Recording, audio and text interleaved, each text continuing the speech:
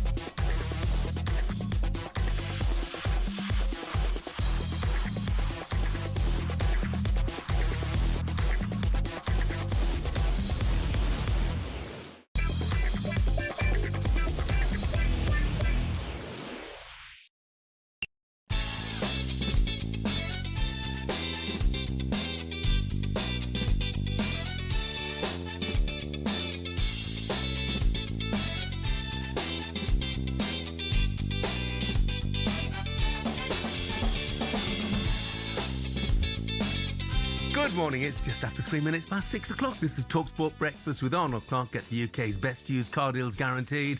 I'm Jeff Stelling and I'm delighted to say through until 10 o'clock this morning. Gabby Agbonlahor is with me. Morning, Gab. Good morning, Jeff. How are we, mate? Yeah, good, thanks, mate. I tell you what, This is quite a couple of days for you, because Villa in the Champions League places, that's your favourite team. And, of course, your second favourite team, Birmingham City, play tonight. Oh, yeah. Yeah. They're playing tonight. Who are they playing again? I don't They're playing Watford. Watford, aren't they? Yes. Yeah, they can go 7th if they win. Yeah, they're doing really well. Yeah, hopefully they can continue and get themselves back. What about to the Villa, Premier League. eh? I know, flying, aren't they? Oh. Big test, though, Jeff, midweek, Brighton away.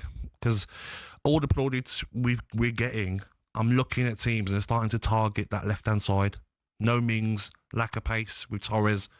That's where teams are targeting. And Wolves had a lot of joy down that side. Yeah. So if you're Minter, if you're Welbeck, you target Aston Villa's left for sure. Yeah, no, I watched a bit of the Brighton game at Forest yesterday. Played pretty well. It was backs to the wall at times, but that was a big 3 points for them, no question about that. Where do you start, Jeff? Oh, all the football, honestly. Well, I'll tell you what I'm going to say. First of all, being a North East boy, what a weekend for the North East it was. I thought it was Newcastle's best performance of the season at Everton. Mm-hmm. I mean, helping hand from Jordan Pickford, admittedly, but they were brilliant. Fantastic. Sunderland from 2-0 down again. You know, they've got 22 points. 12 points they've won from losing positions. Incredible. Middlesbrough, first game under a new coach. Yes. Hartlepool. Who? Hey, you felt Truro. It's a 880-mile round trip. Is it? 51 fans stood in the pouring rain. Fair play. Absolutely. Hats Fair off play. to them. Brilliant, you know, and They went away with nothing, but they went away with the admiration of everyone who was at the game. So the North East had a brilliant week. But where do you start? I mean, well, I guess probably Stamford Bridge. It was entertaining. I loved it, Jeff. It was a proper old school game, a throwback, aggressive. Maybe some players a bit too aggressive. I'll come on to that. But all I can do is give Chelsea plaudits for what they've done with 11 men and even more what they've done with 10 men. If you turn the TV on after the red card, you wouldn't have noticed Chelsea were down to 10 men. Yeah. No, you wouldn't. I mean, and their attitude, their approach was brilliant. You know, I was thinking, though, that both of the teams will see this as a missed opportunity. Yes. Because Chelsea, when they saw that Arsenal starting 11, with both their first choice centre-halves missing, and no Trossard, and Odegaard and Gyökeres only on the bench, they'll have thought, this is an opportunity for us to beat them. And then, of course, Arsenal will think this is a missed opportunity when Chelsea are going to play the last hour with only 10 men. And also, Jeff, I mean, Arsenal will be frustrated that they didn't go on to win the game, but you got a point against probably your biggest rivals this season away from home. They've got to come to you now at the Emirates, where you'd back Arsenal. So it's not a bad point for Arsenal. When you look at the whole context of the game, I felt a draw probably fair. Yeah. I did too, and I completely agree, Gabby. From an Arsenal perspective, I think a point is the end of a tough week. A point is a really, if only really decent result. Gyökeres that got in the way, or Timber in the way of Gyökeres for the last minute header. Yeah, it was about to bang that into the back of the net. I've been there as a striker, Jeff. You're like, please don't touch it. Oh, what have you done? Yeah, ironically, I thought Timber was probably Arsenal's best player on the day. But yes, very good. I mean, look, it was, as we said, a huge weekend in the Premier League. And, of course, talkSPORT was the place to be. What a wonderful goal! Tyler Adams, who scored from 40 yards out. It's Sunderland 0, Bournemouth 2. And it's all over now. Brentford 3, Burnley 1, Dongo Watara. The turnaround is complete. Sunderland 3, Bournemouth 2, and it's Brian Robin. Phil Foden, Manchester City legend, Mickey Gray. Well, are you watching Thomas Tuchel? Manchester City 3, Leeds United 2. Leeds players are heartbroken. It's Everton 1, Newcastle 4. Newcastle picking up their first away win of the season. And they bent it in with Wilson! Vicario with an absolute howler. And lose again. They failed to win at home again. And it's teed up for Mason Mount, who picks up the bottom corner brilliantly. Manchester United have turned this game around. Aston Villa 1, Wolves 0. It's another goal from the edge of the penalty area. Forest 0, Brighton 2. West Ham United 0, Liverpool 1, and a first Premier League goal for Alexander Isak. 10-man Chelsea 1, Arsenal 1. Looks like the Premier League leaders are going to drop points here at Stamford Bridge. Yeah, I mean, a brilliant weekend. Goodness me, how important was that Phil Foden goal in added time against Leeds, Gabby? I just don't understand Manchester City at the moment, Jeff. I don't get it. I'm looking at them defensively and I'm like, I'm not sure. Guardiola, Núñez, I know he got the assist for Foden, but defensively at right back, Diaz, O'Reilly's a very good player, of course, but they just don't look at it today, Jeff. No, they're not the. They're not the City that we've come to know over recent seasons, but they're just 5 points off. That's the amazing thing is, and Haaland's going through this horrendous goal drought. 3 whole games without scoring in all competitions, 2 Premier League games. I was fuming. I triple captained him on my fantasy football, and I'm just like, come on, Haaland, please score. But let's give Leeds some praise because Daniel Farke under pressure, and those players showed that they're still with the manager. They're fighting for the manager. Calvert-Lewin deserves praise. How he changed the game when you come on. Yeah. Just put yourself about sometimes, Jeff. He's not going for you. Put yourself about. Terrible defending by Núñez for his goal. Just clear the ball. That's what happens when you play a midfielder or attacking player at right back. But I think Leeds can take a lot of confidence from that performance. Yeah. I mean, obviously, there are a couple of other standout results on what was a fantastic weekend. Liverpool finally win. Yes. I mean, they've gone to West Ham. Did they resemble the champions there? No. I thought West Ham, with that performance, would have lost to every team in the Premier League. They were non-existent. I thought Bowen was poor. There was a chance he could have took Van Dijk on 1v1 and he didn't want to get at him. Paqueta, very poor, which we'll go on to later. Maybe he should have a look at his own performances before anything else. Just all round, Jeff Mavropanos for the second goal. I mean, Gakpo must have looked around and thought, Why am I so free? Where's he going? Where are you running out for, Jeff? I couldn't believe it, the defending. All round, poor performance from West Ham. And I really feel sorry for their fan base because they can't get any consistency. And a quick word on Man U.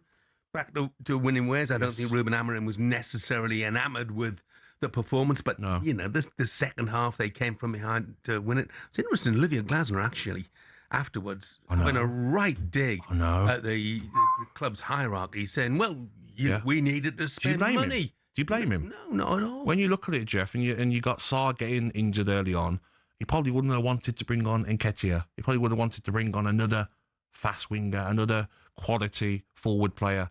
But first half, the amount of chances they were missing, Crystal Palace, and it's come to haunt them. Manchester United, better second half. Xerxes took his goal very well, I thought, but didn't really do anything else in the game.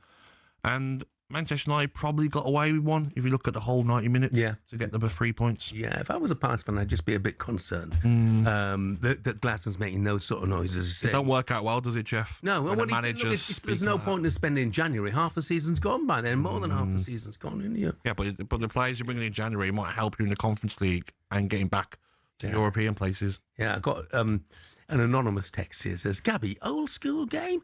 It's like a non-contact sport now. Every contact is a free kick. Just 22 players trying to get each other booked.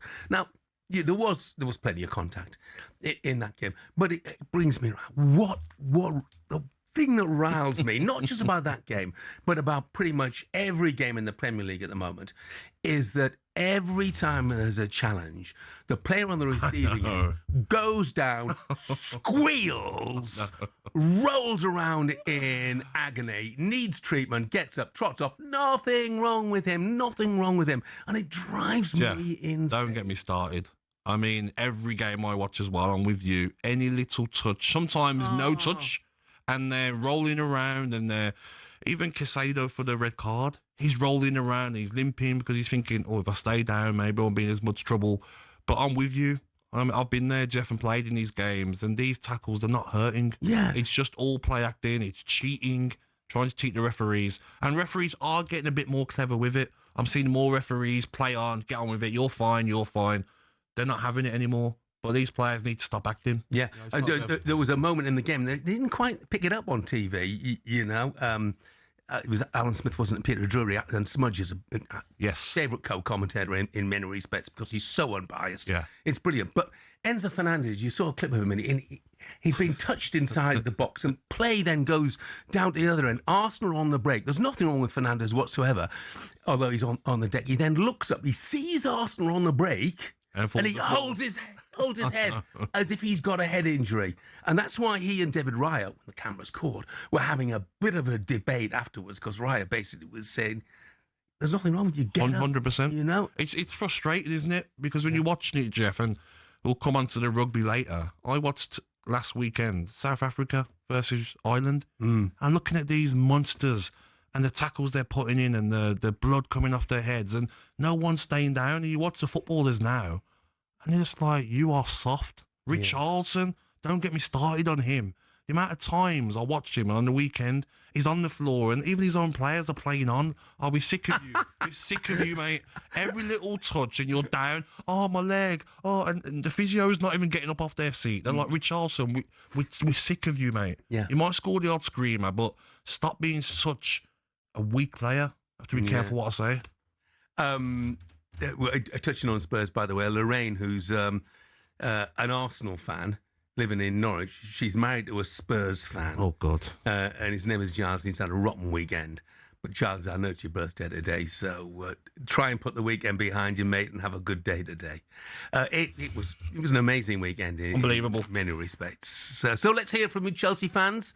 Have you proved that you are right in this title race? I'll be asking Gabby about Villa as well, by the way. Chelsea fans, then, we want to hear from you. Arsenal fans, did rescuing a point show just why you'll win the title? 03717 223344. Give us a call. Up next, we'll talk about Moises Caicedo's red card and whether, as Enzo Maresca says, there is a lack of consistency with referees. That's because they're human, you know.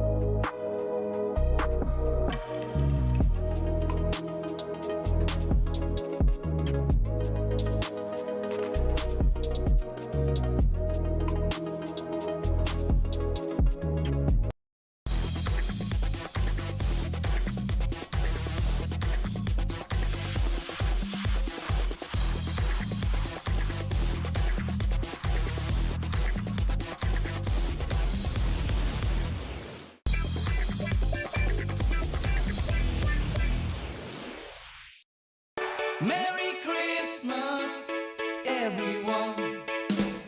Time for parties and celebrations. Oh, good. It's that time of year when all we hear on our radio stations are Christmas songs. This is talkSPORT Breakfast in December with Arnold Clark at £750 of any used electric car or home charger. I'm Jeff Stelling Ally McCoist is with me. Yep, 1st of December, which means 24 days until the big day. So it is festive tunes all the way. You got a favourite festive song, Gabby? No. Oh, come on, you must. Fairy Tale of New York. Yeah. I do like that That's one. a classic song. I do like that. Yeah. Favourite film? The Grinch. Really? All day. Not the cartoon version, the film version. Yeah. Every day of the week I'd watch that. I'm him. I'm not even saying that lie. I'm him. You're him. I am him. Do you not like Christmas? No, not really. Oh, come on, Gabby. No, you know, no, I'm the Grinch in here. Let's You just can start be the together. Grinch's assistant. Yes, You yes. know? We can both have it. Our favourite Christmas song, I know you're going to think this is just soppy, but Last Christmas Yeah. is my favourite. And we go through this every year. Love Actually is the best. We watch it every single year on Christmas Eve, every single year. that's sweet. Could tell you most of the scenes off by heart. And it's just... I've been asked to work on Christmas Eve. I said yes straight away. Did you? Oh, I like Christmas Eve's the best night out of the year. Should go out on Christmas Really? Eve, Gabby. Christmas Eve's a great night. Hungover though on Christmas Day. I was looking back through my my memories. I was in 2019. I've never been so hungover on Christmas Day. My mum, from that moment on, she was like, "You're not going." We ruined Christmas. It was honestly horrific, and I will never do that again. Brilliant. Just a couple of quick texts, particularly about footballers rolling around. Darren says, hope you're having a great start of the week. Regarding footballers rolling around, it's terrible. It's feeding down the kids in my son's under fives group. They roll around thinking it's normal. Andy says, excellent chaps, please keep up the cheating talk. It is ruining football, and worst of all, young kids are following suit. And Tom, who's a Spurs fan, says watching Richarlison is painful. Yep. What a fall from grace, having had Harry Kane run the show up top to what we have now. And Rob is texting, he said, Jeff, what have you done with the real Gabby? This one is talking far too much sense this morning. Before 7. Yeah, we're only 20 minutes in, Rob. Give him a chance. I'm still asleep. That's why. Right, 6:22. Time to take a look at today's back pages with Tesco Mobile for Business. Back page review on talkSPORT with Tesco Mobile for Business. This November, sign up to get a £60 welcome bonus. Offer ends 1st of December. Terms and verification at tescomobile.com/business. And as you will gather, Olivia Bazaglo is back in the studio with us. Morning, Olivia. Good morning. Morning. Olivia Bazaglo. Morning, Gabby. Just before I get into the back pages, I would like a formal apology from Gabby Agbonlahor on air, who on Friday didn't put Reese James in his combined goodness. Chelsea-Arsenal 11. I am And after very that sorry for performance, doing Gabby? that. I just thought Timber better defensively, but I apologise because Reese James was fantastic. Olivia Bazaglo. All of the talk beforehand about comparisons between Caicedo and Declan Rice. Reese James was the best player on the field Yes. by a country Yes. mile. Top. Yeah. And I absolutely love him as a player. Mm-hmm. The sad thing is, as the manager said afterwards, he can't play 90 minutes against Leeds in the next No. game. They've got to manage his minutes, which is a big issue if you're Enzo Maresca. Yeah, it's a little bit frustrating. He has been fit for over a year now, which is, we haven't ever said that about Reese James for years. But I do think Enzo Maresca does deserve credit, because as much as we want to see Reese James play every week because he's so brilliant, to pick and choose, he plays 45 minutes here and there sometimes. And I think we are getting a version of Reese James that maybe we saw years ago. Do you guys do you feel actually he's better in a midfield role than he is at fullback? Oh, I think he's world class in both positions. Yeah, I really enjoyed him in that midfield role. Yeah, me too. Because he's added a lot of fight in there as well. Yesterday, it was like he was possessed. He was throwing Moreno on the floor. He had that aggression about him. His passing range, top player. Oh, Yeah. brilliant. Reese Love it. James was Love it. unbelievable yesterday. But dominating the back pages, a couple of stories that are on actually most of the back pages. On the back of the Sun, Mikel Merino saying it was a horrible foul. He slammed Moises Caicedo for a horrible lunge, which of course saw Moises Caicedo get sent off. And also, this is on you, FA. Lucas Paqueta blaming the FA for his red card meltdown. He obviously went on X to saying how his life and career has been affected. I mean, he maybe hasn't had the support that he thought he should get. On the back page of the Express, sock it to him. Enzo Maresca got embroiled in red card row. He did come out and say that Moises Caicedo's one was a red card, but also thinks Hincapié should have been sent off for the elbow on Trevor Chalobah. Again, on the Express, Paqueta's rage at FA. He blasts ridiculous lack of help. And on the back page of the Mail, Enzo's ref rant. Maresca blasts officials for not sending off Arsenal's star. I mean, I'm not quite sure that Hincapié's was a red card. I think probably a yellow for that was fine. I think you got it just right. He wasn't looking at... He didn't look at Chalobah. Looked at the ball. Yeah. And the other thing was an elbow. Your arm is bent. His wasn't. There was no intent. And there wasn't. Of course, there was contact. You just need to look at Chalobah's face, But I think the yellow card was spot on, as I thought the red card was spot on for Caicedo. Okay, so Moises Caicedo. Here we go. We need like a bell, don't we? A boxing bell. So obviously Enzo Fernandez. It would be over in round one. Would it? I don't know if it would be, Jeff. I don't know if it would be. The clearest red card. No, sorry. I'm not saying it wasn't a red card. I think everyone can agree it probably was a red card. But Enzo Maresca's comments after the game, he admitted, he came out and said, I did think it was a red card. What his frustration is, and I can see it, and I think a lot of football fans, not just Chelsea fans, can see it, is that exact tackle 3 weeks ago was given as a yellow. After going to VAR, it is exactly the same tackle. And the Premier League's coverage that I watched, they brought up the Bentancur tackle as well. I saw quite a lot of news outlets bringing it up yesterday. I think that's just the only frustration that Enzo Maresca has, is that Moises Caicedo got sent off, rightly so. But why was the same? And I think managers have a right to want consistency. Do they not, Gabby? I think so. I look at that tackle you're talking about. I thought that was a red. I thought yesterday was a tackle on Kamara in the Villa game, similar to Caicedo. Wasn't a red card. Ref went over to the screen. Yellow card. I feel that for me, when I played, and I know I don't sound like a dinosaur, but nearly after every game, I would have the biggest stud marks on my ankle from a tackle like Caicedo's, and it was never a red card. Even on the Monday night I played my mates, I come back with marks like that on my ankles. I don't think it was a red card. I think it's clumsy. I think it's yes, it looks dangerous when you slow it down, but at full pace, I really don't, and I might be one of... There you go, Rob. The real Gabby stood up. The one who was talking too much sense this morning. I just feel like he hasn't meant it. He's late for the ball. Yes, he was fired up for the whole game, Caicedo, before he was sent off, and I loved it. It was a throwback for me. But I just feel like, could the referee have said, is it an orange card? He was handing out yellows, wasn't he? From the moment the game kicked off. Which tried to keep a bit of control over it. But did he, though? Is that keeping control? We talked about this beforehand, and the reason that the interpretation of the Bentancur challenge and this one are different is that the officials, the referee and the VAR operators and that, they're human. So you and I, we've seen the same incident and things. Or Gabby and I have seen the same incident, and we see it differently. We see it differently, and that's because we're human, and that's always going to happen. It's subjective, and that's consequently why you are never going to get every single decision being precisely the same. Did you think the Bentancur one was a red or? I can't even remember.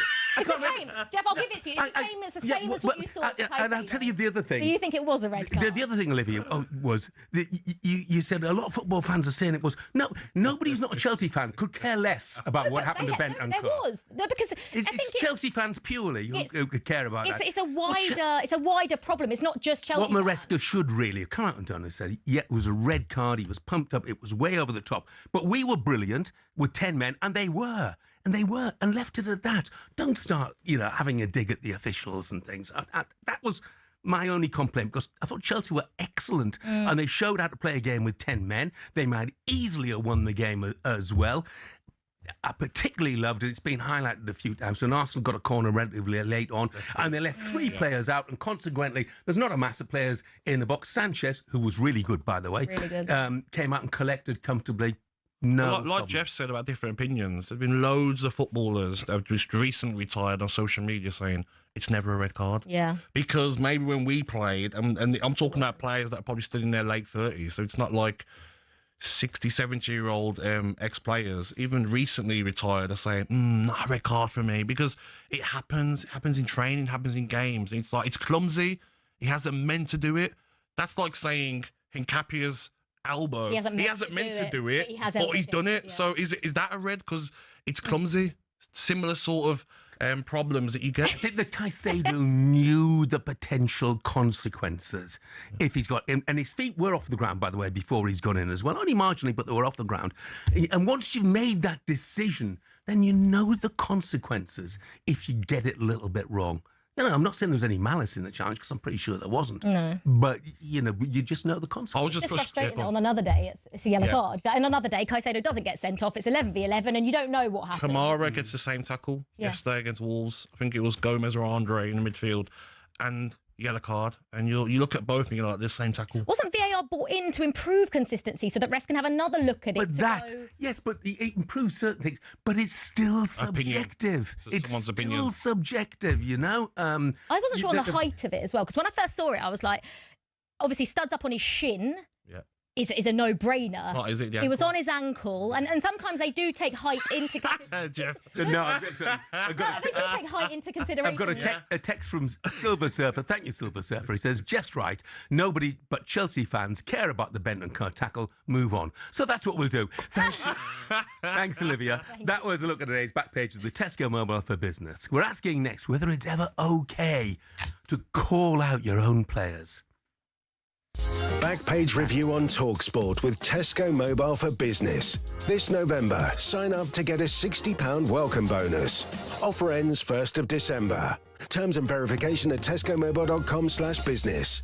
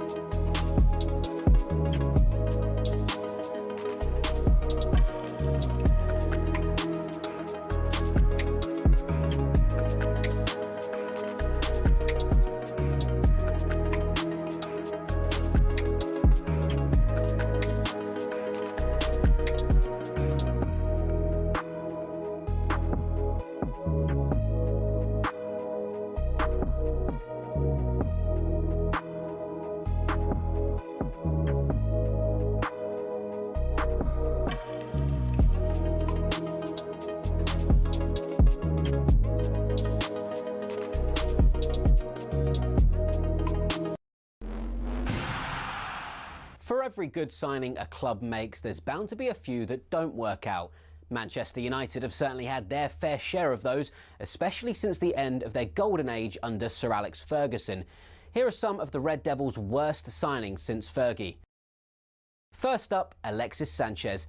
He'd averaged almost a goal every 2 games for Arsenal, but in his 45 matches for United, he only bagged 5. Next up, Radamel Falcao, dubbed El Tigre, or the Tiger. But at Old Trafford, he was a little more pussycat, to be honest. All the Colombian managed in 29 games was 4 goals. Moving on, things couldn't have gone worse for Jadon Sancho at United, with just 12 goals in 83 games. And it all ended after that very public spat with then-manager Erik ten Hag. Next, Ten Hag probably thought he was wise in sticking to what he knew when he brought in Antony from former club Ajax. But the £86 million Brazilian has really not been able to hack it in the Prem. The curse of the famous number 7 shirt has also had its share of victims. As well as the aforementioned Sanchez, Memphis Depay found he couldn't follow in the footsteps of Ronaldo, Cantona, Beckham and Best. He netted just 7 in 53 appearances. And those are just a few examples. To be honest, the list could go on and on. Unfortunately, that's probably why Man United haven't won the title for over a decade, and why it might take a few more years before they're in contention again.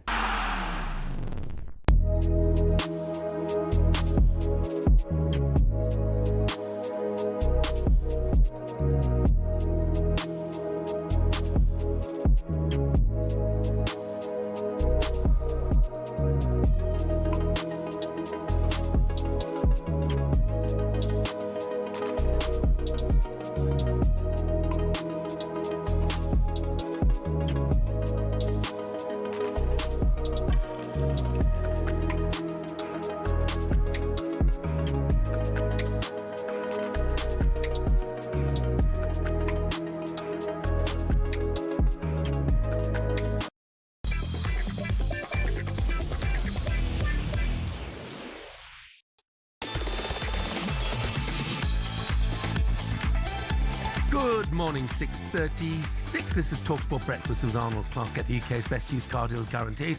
I'm Jeff Stelling. With me today is Gabby Agbonaho. We are chatting Spurs now after another home loss, this time to Fulham, live on talkSPORT. So, Gabby, no win in the league since October, out of the EFL Cup, 16th in the Champions League, fans booing their own players. Is this a crisis at Tottenham? Oh, it's not far off, Jeff. I mean, this home form, 7 home games this season, only won 1 of them. I mean, lost 4, drawn 1. When I played for Villa, Jeff, most of the time, it was an honour to play at home. You used the fans to your advantage. These Spurs players, what seems to be the issue? If I'm the manager, do we have to go and train at the stadium to get used to it? Why do players not want to get on the ball? Why are players so nervous playing in front of their home fans? That's the issue. Away form's a lot better than home form. But why? The same last season under Ange. £2,500 a season ticket can cost at Spurs. And the fans have seen 1 win out of 7 Premier League games. You're spending so much money as a fan, Jeff, to go and watch your team win and score goals. These poor Spurs fans, I don't blame them booing at times because they're thinking, these aren't cheap tickets, £10, £20, £30 tickets. Tickets up to £100, season tickets, £2,500, £3,000 a year. Unacceptable. Are Spurs, in your view, Gabby, are they more likely to be involved at the top half of the table at the end of the season or the bottom half? I don't think they make top 4. Do I think they can get into the top 7? I think they've got every chance. I think they've got a chance of getting into the players of the Champions League as well. But a lot's got to change, Jeff. Players have got to start turning up. Xavi Simons has got to come to the table and start performing. But the manager's got issues, Jeff. Doesn't know who's playing that left-hand side. Bergvall played there on the weekend. You've got Tal. You've got Odebear. You've got Simmons. You've got Johnson. He doesn't know which one of them. None of them are making him say, that position's yours. Midfield. Who's he playing there? Is it Sarr? Is it Bentancur? Is it Gray? Is it Bergvall? Is it Paulinho? He's got so many different players to choose out of, and you never know what Spurs starting team's going to be. Yeah, I wonder if he's become confused recently. You know, when they were ultra defensive against Arsenal, he was criticised. So he played a much more attacking lineup at PSG, and people said they were much better, but they did concede 5 goals, you know? So against Fulham, he's left Bentancur and Sarr on the bench. He does seem not quite to understand what he's trying to achieve at the moment. I totally agree. He looks very confused, doesn't he? Sometimes he's 5 at the back, then it looks like it's a diamond, then now it's Bergvall off the left, and you're thinking you've got all those wingers available, you're not playing them. But also, Jeff, can it come down to the players a bit as well? You look at Fulham's first goal, and it's laughable, really, how the goals conceded the first one. It's like early on in the game and you're thinking, oh, he'll clear it. Oh, he'll clear it. Oh, he'll clear it. it's a goal. And if you're at the stadium as a fan, you're thinking, what is going on with these players? You know, we spoke it off air, Richarlison. I'm watching him and I'm just like, do something. You're scored the odd screamer every 3 or 4 games, but you don't hold the ball up. You can't run in behind, you're not quick enough. You're not strong. You roll around when no one's even touched you. Your own fans, your own players, your own physios don't even move when you go down now because it's the boy who cried wolf. Yeah. Like you need more from you. Kudos, great goal, but poor during the game. Udogie, not the same player. Porro, not performing, storming off after the game, having to go at Bergvall. There's problems there, Jeff, but the manager's got issues, but the players are not performing to the right levels. No, absolutely. You mentioned the first goal, but obviously the second goal has drawn a lot of attention, and Vicario's part in it. Now, look, clearly he was at fault. My view, for what it's worth, my view is that the Spurs defenders were at fault as well, because not one of them tried to get back on the line when everybody could see what was going to happen. But what it did was it meant that a section of the Tottenham fans, only a section, then booed Vicario during the course of the game. I know you say they pay a lot of money, and I know you say they have the right to boo, but during the course of a match? Listen, they're going to be frustrated, but I didn't like the booing of just one player. I get it if your team's not performing, everyone's getting booed. But that goal, Jeff, like, for one, left foot, clear it into Rosette and get back in position. 2, why are you jogging back into goal? Why are you not sprinting to get back in your goal, Vicario? And 3rd, why are you screaming at Bergvall after the goal's conceded? You're the one that's at fault. And I agree with the defenders. They're probably thinking no one's going to shoot from there. They're jogging, not trying to clear the line. One of those goals that you watch back as a manager and you say, absolutely embarrassing from everyone involved. Yeah. Well, talking of managers, let's hear from the Tottenham boss right now. Thomas Frank was asked about the booing of his players, particularly Vicario, after his error gifted Fulham their second goal.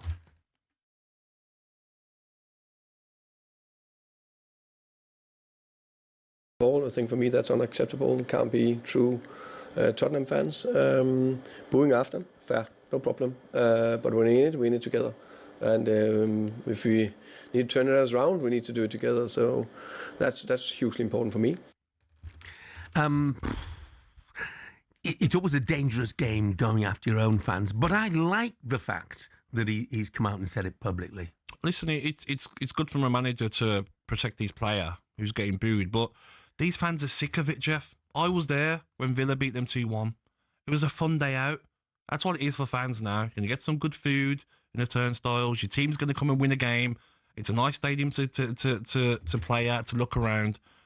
Home fans are probably thinking, like, we're sick and tired of coming and paying big money, traffic around the stadium, Jeff, nightmare to get to watch absolute dross.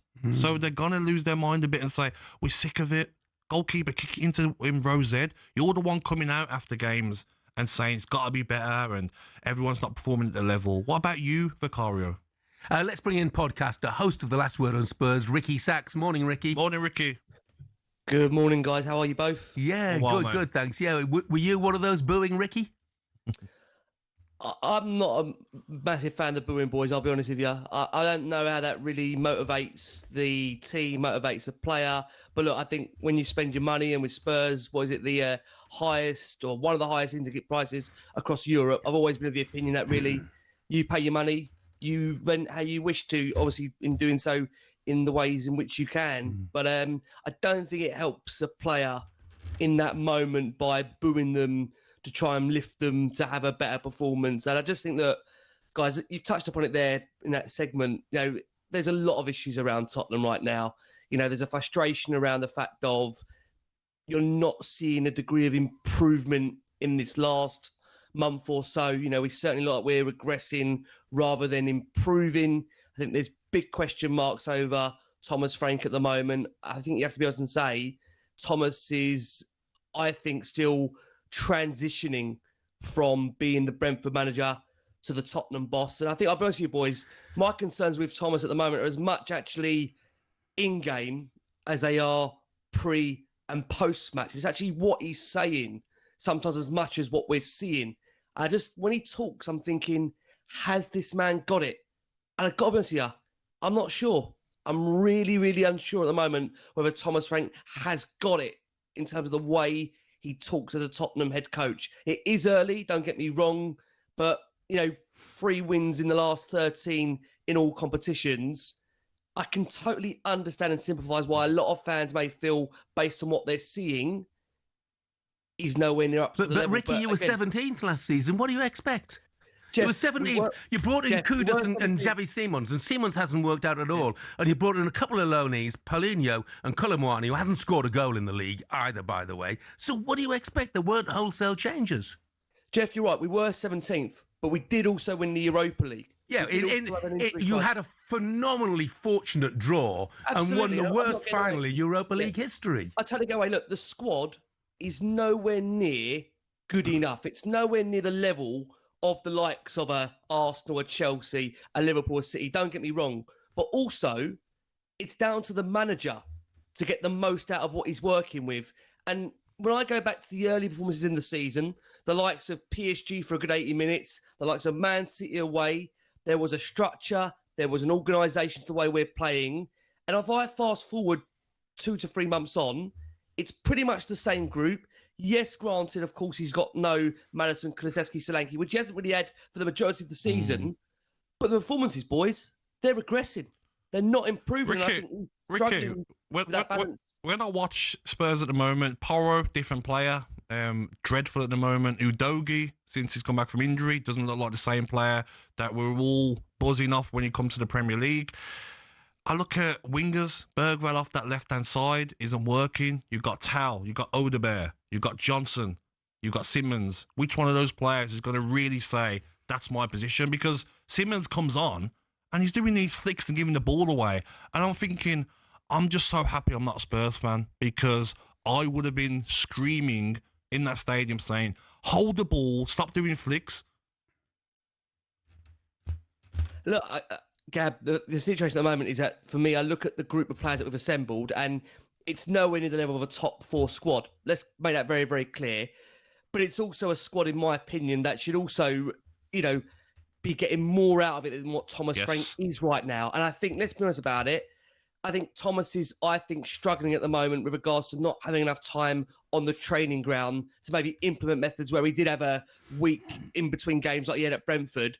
And there is also, I think, that level of expectation where I think for Frank, he is struggling with actually understanding and correlating the fact of what is expected as a Tottenham head coach. I'll just give you a quick example, if you don't mind. He came out a few weeks ago and said that in a perfect season, you'd have 10 to 12 very, very good games.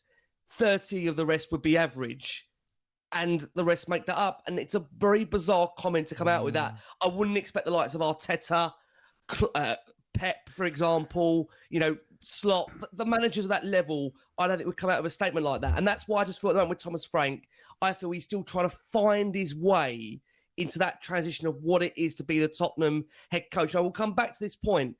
Everyone wants Thomas Frank to succeed, because if Thomas Frank succeeds, Tottenham succeed. But right now, based on what you're seeing, it doesn't look like at the moment we're making a huge amount of progress. And the problem is, at the moment with this new rebranded ENIC model with no Daniel Levy there, they turned around and said, just to be clear, the fans didn't, they turned around and said on the back of the Europa League success, that was going to be a springboard for more success. There was no mention of having to go through yet again some form of a rebuild. But what we're seeing right now is that the level of performances, effort, desire, commitment, they're just not up to standard. And again, alongside that, you've got players in the last few weeks that are blanking the manager. The body language doesn't appear to be good. You've got the fans that are having a disconnect with regards to the players. The players having a disconnect with the fans.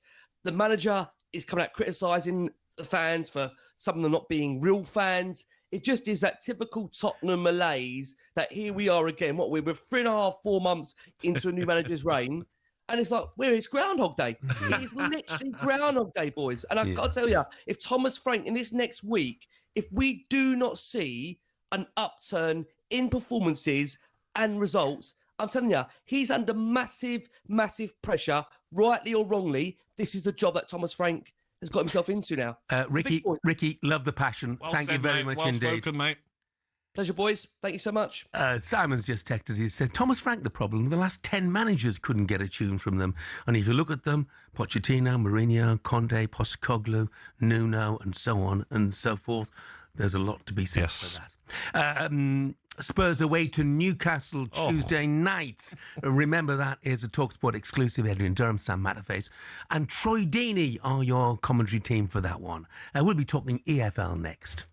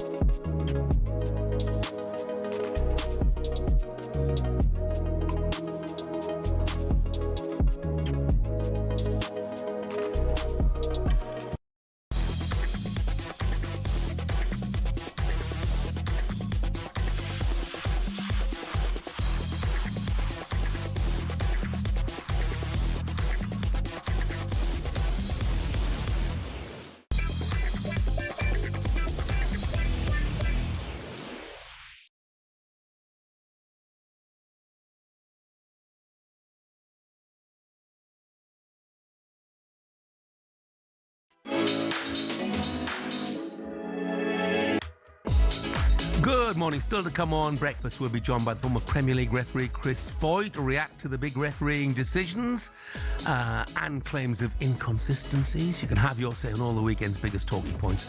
03717223344. And that was a look ahead, all thanks to the brilliant Travis Perkins. Superstar Breakfast preview on talkSPORT with Travis Perkins. Get free next day track delivery. Head to travisperkins.co.uk or download the app.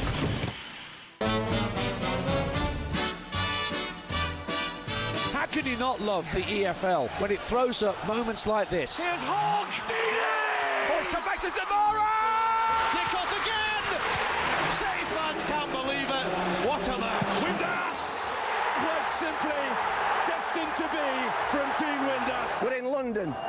Hey, we're in London, aren't we? Leeds can beat you 4-1. They're a fantastic team. But we had someone in the bushes that day twice this season now. No sirve para nada. I didn't know I would have such a reaction. That ghost didn't head one in on Saturday. We didn't defend properly, you great chicken nuggets. We hear that Jimmy Glass, the goalkeeper, has scored for Carlisle. You just never know which twist any game is going to turn next.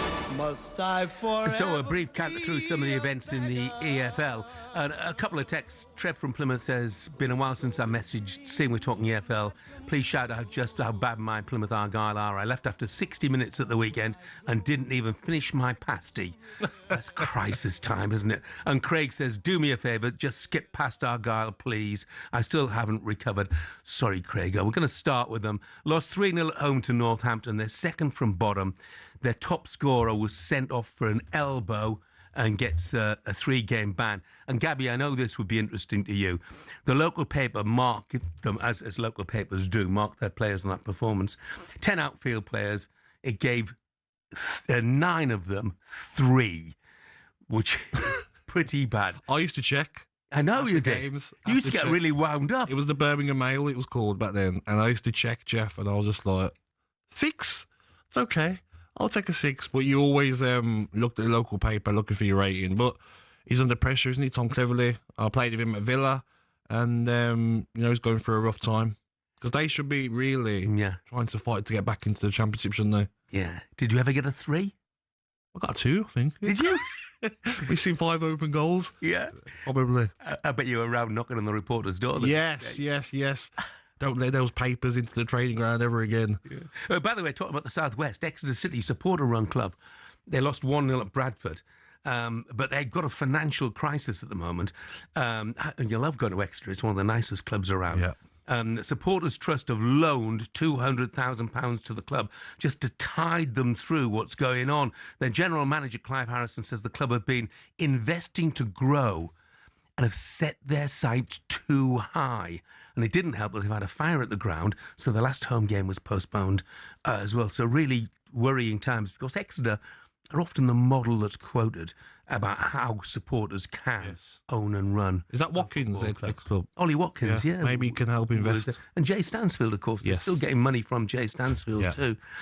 In the EFL, by the way, in the Championship, should just mention Coventry 10 points clear at the top. Flying up 50 goals in 18 games. Goodness me. And we'll touch on it later on, probably. Pompey slipped into the bottom 3, which is worrying for them. 60 defeats in 8. Down in League 2. They're back in the Southwest as well. What is it about the Southwest? Bristol Rovers have lost 8 consecutive league games, which equals a club record.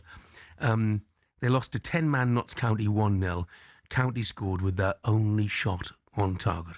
Just goes to show when things are not going for you. Of course. Yeah, and these leagues are getting harder and harder, Jeff. Oh, yeah. Aren't they? You talk about a Championship, League 1, League 2. It's going to be harder and harder to stay in these divisions. I think MK Dons are flying, aren't they? Yeah. They're near the top, aren't they? Yeah, they're going well, yeah. Talking about Southwest, Truro City, the furthest most outpost, if you like. Their fans were at it again. Their world tour continued at the weekend. They went to Milot, Hartlepool, 880-mile round trip. Apparently it took the team 10 hours to get there on the coach. 10 hours to get there. Yeah. 51 Truro fans made the trip. It poured down all afternoon. They lost 3-1. It shows went away with nothing but admiration, though, from the Hartlepool fans. But Jeff, it shows the power of football. Like we said off air, our kids We have done, and we would follow them anywhere to go and watch whatever they're doing. Your football club is like your family. So I'm sure those fans would have had a nice trip back, laughing and joking, and football is life. Yeah, they're just brilliant to see them there, that is for sure. And finally, I've just got an idea. We touched briefly on West Ham. We'll talk about them much more during the course of the morning. But here's an idea for you. There's a 36-year-old former West Ham striker who's in blinding form at the moment. Andy Carroll scored a first-half hat-trick for Dagenham and Redbridge at Tottenham in the National League South. Well, the Hammers are looking for a big target man, aren't they? They could do with him, by the way. I'm sure we do better than Fulkrug, who comes on for Callum Wilson sometimes. Terrible. He'd probably do it without payment either. Yes, exactly. And by the way, Daniel, the Chelsea fans text, he said, typical Jeff. If it had been Man United or Liverpool playing over half a game with 10 men, we would have given them more than 10 minutes airtime. Oh, Daniel, it's just 7 o'clock. We've got 3 hours to go. My guess would be that Chelsea are going to get a lot more than 10 minutes airtime. Don't you dare go away. Coming up, Arsenal fan and content creator Joel Bayer joins us in the studio next to discuss whether yesterday's draw at 10-man Chelsea could be seen as a missed opportunity.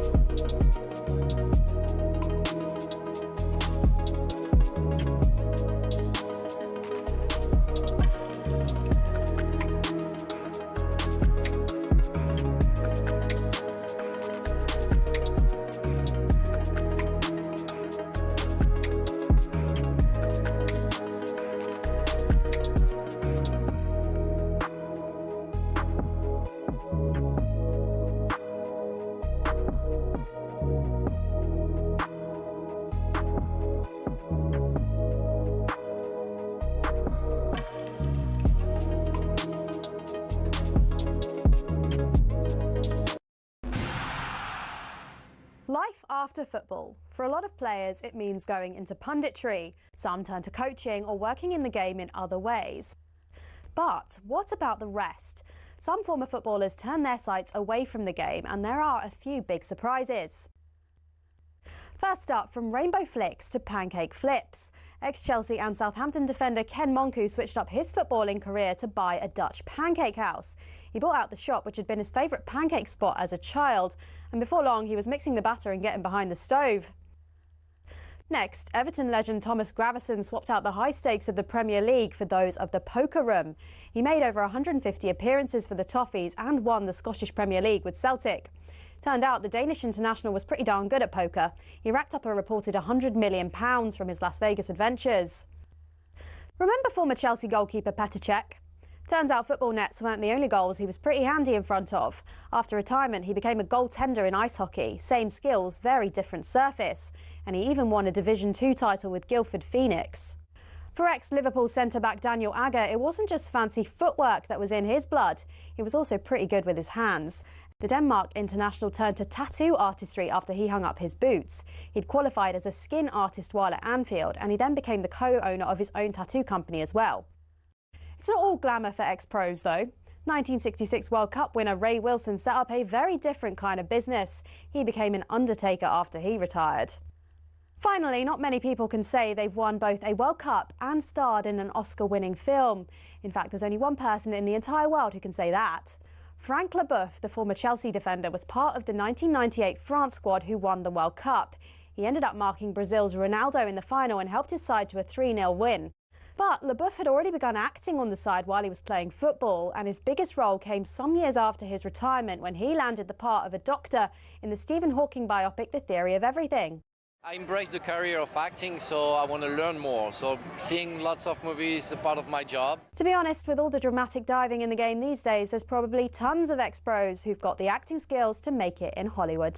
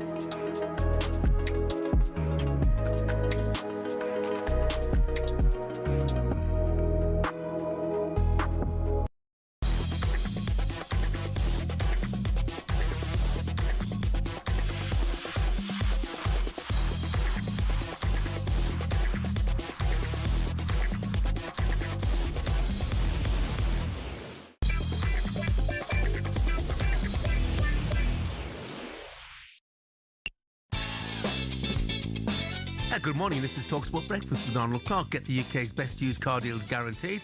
I'm Jeff Stelling. Gabby Agbon is with me. We're here right through until 10 o'clock.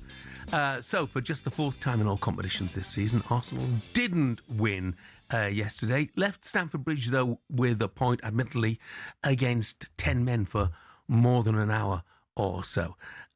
So are they still about to cruise to the title? Let's ask presenter, broadcaster, huge Arsenal fan, Joel Bayer, who joins us in the studio. Morning, Joel. Morning, Joel. Morning, everyone. How you doing, the both of you? Yeah, good. Well, mate. So look, mate, is that a missed opportunity or is that a point gained? For me, it's a point gained. If you had asked me before the start of the game, would I take 1 point against Chelsea away, especially after the formidable week we've had, slapping 4 past Spurs, slapping 3 past Bayern, you know, I would have said yeah. But if I'd asked you that question and said you'll play against 10 men for more than an hour, would your answer still have been the same? Yeah. Because when you look at Chelsea, they don't strike me as a team that's going to be consistent the whole way through. We've seen Maresco go up and down, and yes, they've had a nice little win against the Barcelona B team. But again, we could argue that Arsenal, we put out our B team yesterday, you know.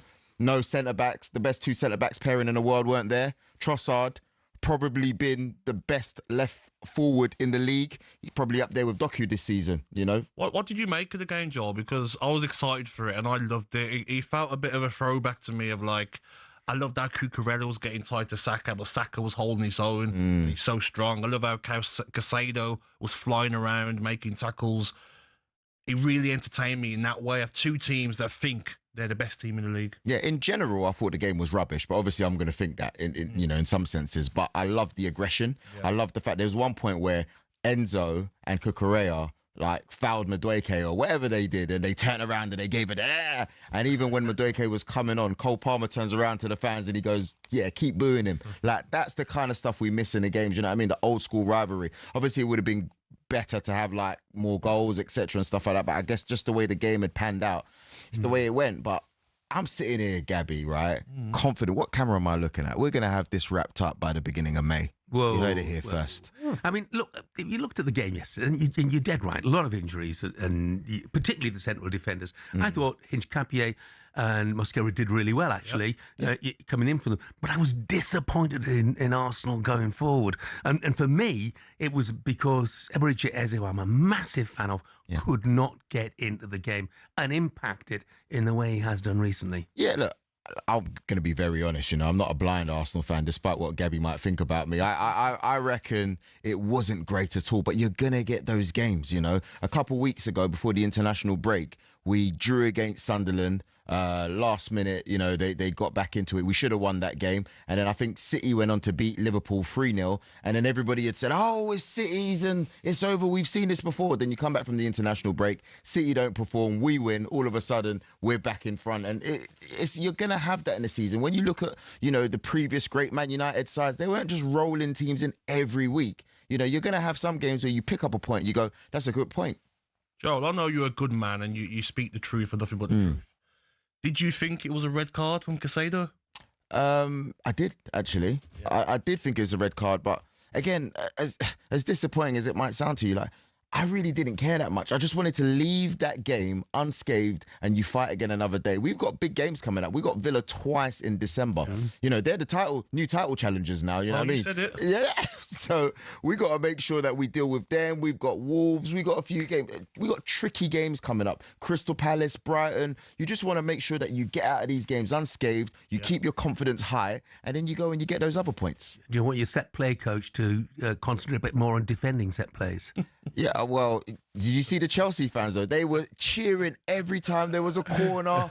When the full-time whistle went, you would think they weren't the biggest team in London. I think the set-piece coach, when Chalobah scored, I think he snuck into the changing room. Yeah. Get away from Mikel Arteta. Yeah, no, it's honestly, for me, I look at it and I go, I don't mind being called Corner FC. I don't mind them taking the mick out of us. But it's good to see that other teams are now thinking, you know what? We can win by set pieces. And we're setting the standards. Simon from Warrington says, regarding Arsenal, it happens every single game. Whenever they get a throw in, they slow the game down. And don't even get me started on corners. It's beyond a joke how long they take. And nobody clamps down. Yet in the last 20 minutes, they're rushing around trying to get a winner. Karma. Unbearable fan base. He doesn't mean you, though, Joel. He says except probably Joel. does. He probably does. But either way, it's called game management, man. You're taught that in Sunday League football. You got to know how to manage the game right because every second counts. You know what, though? I was saying earlier, Spurs and Thomas Frank should make the whole squad watch that game yesterday. That's how you play a London derby. The rivalry, the intensity, the tackle. Cucurella, yes, he kept on fouling Saka, but it was on him. Yeah. It meant a lot to the Chelsea players and the Arsenal players. They're the games that you want to watch in the Premier League. Yes, you want to see more goals, more chances, but intensity and commitment was big in it for me. Gabby, do you think Chelsea are the team that everybody should be watching out for? Obviously, you've got...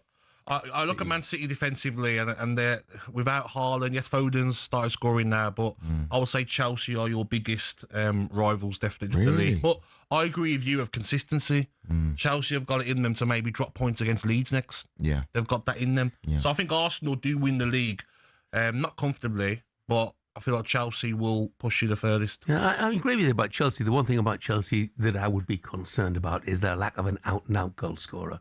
He's not doing it, is he? Well, he came. I thought he did okay when he came on. He holds the ball up well and such like. But João Pedro is not a centre forward. No. He's just not a. He's a good player. I like him. Very good player. But he's not a centre forward. And Liam Delap is a centre forward. But I'm not sure how many goals he's going to get. Well, sure. Let's hear from a Chelsea fan, shall we? Don't go anywhere, Joel, for a moment. Russell's given us a call. 03717 223344. Morning, Russell. Come on, Russell.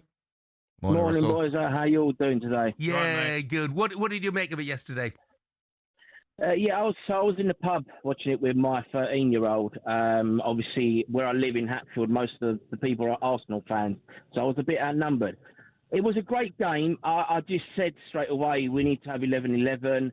Once someone goes off, it changes the game, and it'll make it a shame because we can't then outright see how the teams play when you've got one man short. Now, people may some of it biased to a certain level, but there is inconsistencies, agree with VAR and the rest.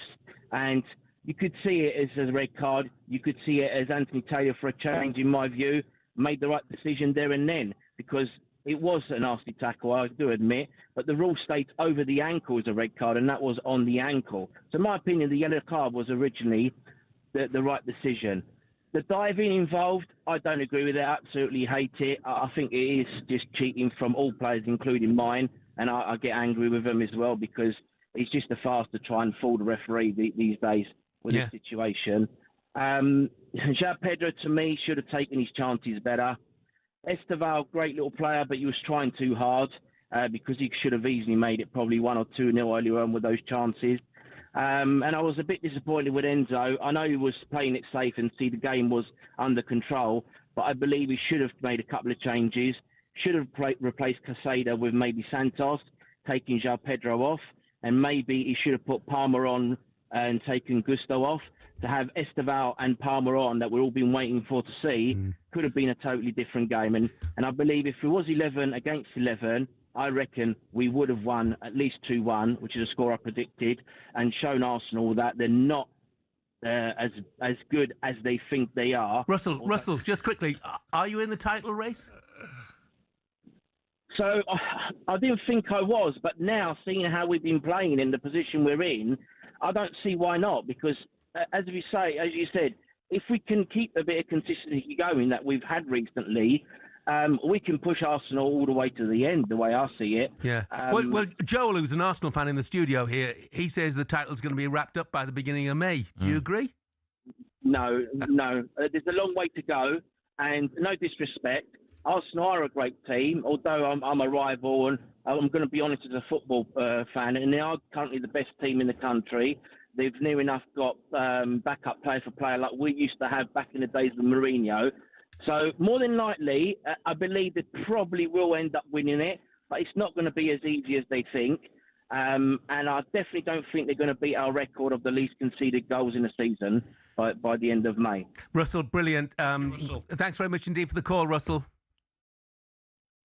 Oh, he's gone. Yeah. There we go. Don't want to say bye. See you later. Yeah, so Joel, thanks very much for coming in. Still feeling, honestly, hand on heart, you're really feeling that confident? You've got a big week.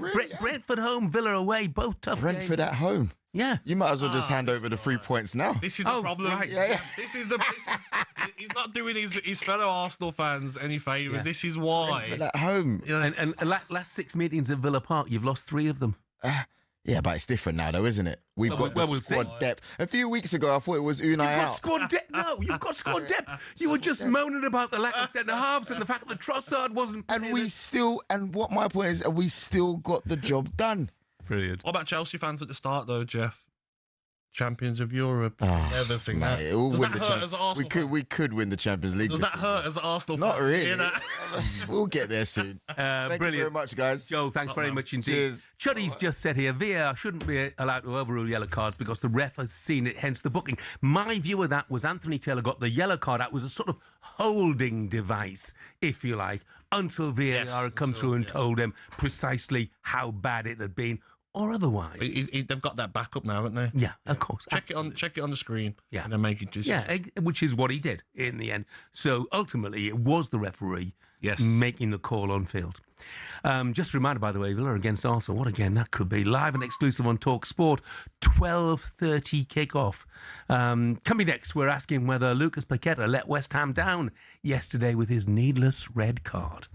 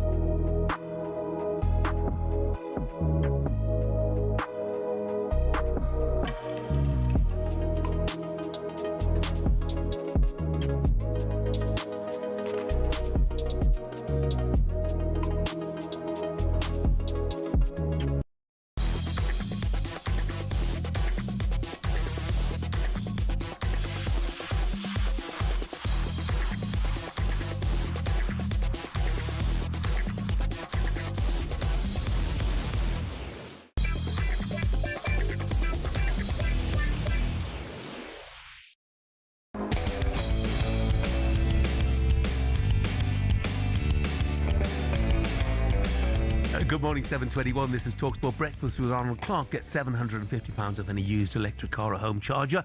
I'm Jeff Stelling. Gabby Agbonlahor is with me. It's the time of the week we run through some of the controversial refereeing decisions of the weekend. I'm delighted to say that a man who refereed over 260 Premier League games can join us now. It's Chris Foy, of course. Morning to you, Chris. Good morning, Chris. Morning, guys. You well? Yeah, really good. A lot of talk, obviously, about the Moise Caicedo red card yesterday. Actually, I'll put this to you first of all, Chris, because there's a difference of opinion here. Gabby didn't think it was a straight red. Now, he's pretty much the only person I've met who didn't think it was a straight red. What was your view? Goodness me, he's mellowed, hasn't he? Yeah, I mean, I felt this was a really good intervention by the VAR. I think when you look at that challenge and you talk about speed and you talk about intensity and the point of contact, I don't think there's too many people would disagree that it was a red card. And when you look at it back in real time, it really is a dangerous challenge, isn't it? Yeah. Do you think, by the way, that Anthony Taylor initially showed the yellow card, it described it as a sort of holding card, if you like, until he heard what VAR had to say to him?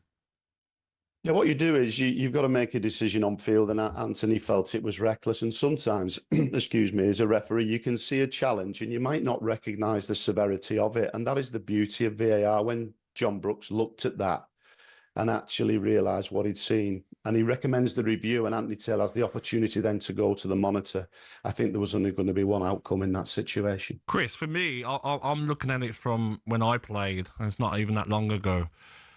There'd be red cards probably every game back in the day, mate, with tackles like that. I remember after games, ankles swollen with stud marks all over the ankles, them sort of tackles.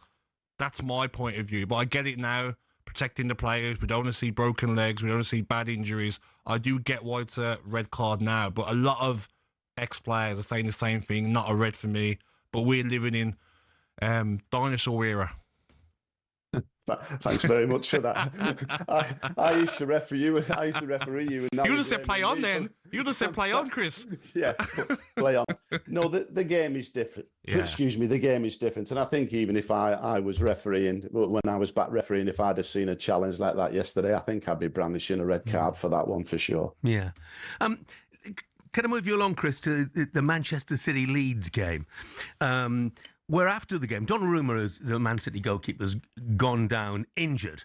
Okay, Daniel Farker suggested afterwards it was to allow a little group coaching session for Manchester City because things weren't going too well at the time. Now, I have never known a season where so many goalkeepers get cramp. Okay, because it happens in every game, in every division, repeatedly. What's the solution to stop this? As a fan, I know how frustrating it is when your team is on top, you're knocking at the door, and 20 minutes in, the opposition goalkeeper goes down with cramp. Goodness me, yeah. I mean, it is a big talking point at the minute, Jeff, and I think some people refer to them as tactical timeouts, don't they, on the hour where a goalkeeper goes down. As a referee, you're hamstrung, really. There's not a great deal you can do. You know, if a goalkeeper says, I'm injured, you can't just say, well, you're not seriously injured, let the game carry on. I do know that the governing body, IFAB, are talking about this, and there's lots and lots of people have got lots and lots of ideas on how you eradicate it from the game. I mean, only yesterday, somebody was saying that if a goalkeeper goes down at that point in the game, when we restart play, you take an outfield player off. Yeah, it was Danny Murphy. It was Danny Murphy. Yeah. I mean, there's lots of people who've got lots of ideas on it. I think that the governing body are going to have to look at this for sure, and how they'll get around it. And we do see tweaks in the laws of the game. You know, we've got a World Cup year coming up. There's always things on the agenda. So I would imagine this will certainly be one of them. But it does need eradicating from the game because it just doesn't feel right. Frustrating, Gabby, isn't it? 100%. And we see it too much now, Jeff. It's not just goalkeepers. Players going down and they're fine. That's why I want to see refs be a lot stronger and just say, listen, play on. And they are starting to do that a lot more. Yeah. The good news, Chris, is that I understand that Lucas Paqueta has finally stopped moaning to Darren England. Oh, goodness me. We don't see many of these, do we? I mean, wow. He obviously, he took umbrage at a challenge and, a visible sign of dissent there, wasn't there, to the referee, Darren England. And it just continued. I think it was somewhere in the region of a minute. I mean, 3 years ago, every club and, all the organisations surrounding football, the FA, the PFA, the LMA, talked about the participant behaviour charter where we've got a shared responsibility now. But Darren England worked tirelessly there to try and diffuse that situation. He moved away, Paqueta followed him, he moved back, he followed him again, he was following him round. Jared Bowen came over as the captain. He's got the armband, he's saying to his player, come on. He had a teammate with him. Alisson came along, the Liverpool goalkeeper, to help and assist.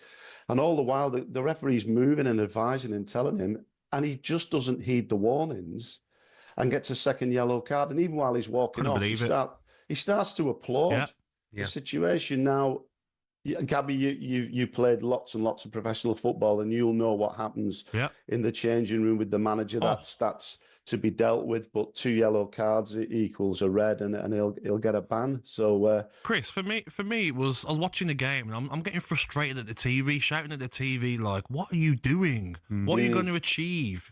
Like, it's 1-0. Your team's still got a chance. You've let your team down. You've let your manager down. You're going to miss the next game. I think it might be Manchester United. I get it. His tweet afterwards, we'll go into that later on in the show, about he's been through a lot and he's not been protected or looked after. But what you've done, you affected your team, your fans. The fans weren't happy with him. He started clapping the fans. He was getting nothing back off them. Like, arrogant, petulant, and he has that in his game. Paqueta, get on with it. Yeah, I mean, we all have a duty to protect the image of the game. We absolutely love football, don't we? Irrespective of whether it's Premier League football or grassroots football, I absolutely adore it. And when you see that, you think to yourself, what else could the referee do in that situation? And he couldn't do anything, and he did what he's supposed to do. As I said, he worked tirelessly to try and diffuse this situation. And even players from both teams just couldn't stop him from behaving the way he did. But Chris, as well, sorry, it affects grassroots football as well, because I go to a lot of games. I've got a 17-year-old, I've got a 14-year-old daughter, a 10-year-old boy. I go to so many games, and some of the shouting at the referees, I have to just say, shut up to the parents on the sideline, to the coaches, especially in my son's under-17s, under-18 games. It's like it carries on to grassroots football, and I really feel sorry for the referees out there. Yeah, I mean, if I go out and speak to people, one of the things that's levelled at me is that you don't deal with it at the top level. Well, you quite clearly yesterday, Darren England did. And everybody, you've got to understand that sometimes in football, it's an emotional game, Gabby, isn't it? Yep. Fans pay good money to watch it. People shout and vent their spleen sometimes, but I think you have to be controlled. And as long as it's not abusive or insulting or threatening, you want to support your team. But we've all got a duty to protect the image of the game. And as I said yesterday, Darren England did what he was supposed to do. And as I said, worked tirelessly to keep the player on. But he just didn't heed the warnings, did he? Chris, thank you very much indeed. Thank you, Chris. Top man. You're welcome. Have a great day, lads. Thanks, you too. Don't forget you can join Sam Matterface and Chris Foy for the definitive verdict on all the weekend's chaos on the Men in Black podcast. Download, subscribe and listen now on YouTube or talkSPORT's Premier League All Access podcast feed. Scott the Forest fan says, Jeff Gabby, this weekend proved to me how serious the simulation problem is. I am a coach of a youth team and the kids were simulating non-stop. I then watched the Chelsea-Arsenal game. It was embarrassing the way grown men were throwing themselves around. We need to get a handle on it before it's too late. I think, Scott, we would absolutely all agree with that. And Peter in Corby says, I don't like the new dark arts ploy that's crept into our game. Goalkeepers feigning injury so managers can gather players and change tactics. Stop it, please. And got a lot of texts in from the same person. Michael says, no mention of the Villa home record, Jeff. Typical big club bias. Let's mention the Villa home record then, just for you, Michael. They've lost more home games this season than Arsenal, or than Brighton, or than Sunderland. They've lost the same number of home games as Crystal Palace and Brentford. They've lost more home games than Bournemouth. They've lost the same number of home games as Fulham. There you go, Michael. I've mentioned the Villa home record. Hope you're happy with that. It was only Wolves, Michael. Nothing to shout about. Yeah. Everyone beats Wolves. Yeah, look, Villa have had a phenomenal season. After the start they had. Yes. What a run they're having. Absolutely brilliant. Won Coming 7 of the last 8 games. Yeah, I know. They've had a phenomenal... And I think they'll push Arsenal very, very hard. Yes. Big game at Brighton, of course, to come before that. Coming up, we'll discuss whether Liverpool are a better team without Mo Salah.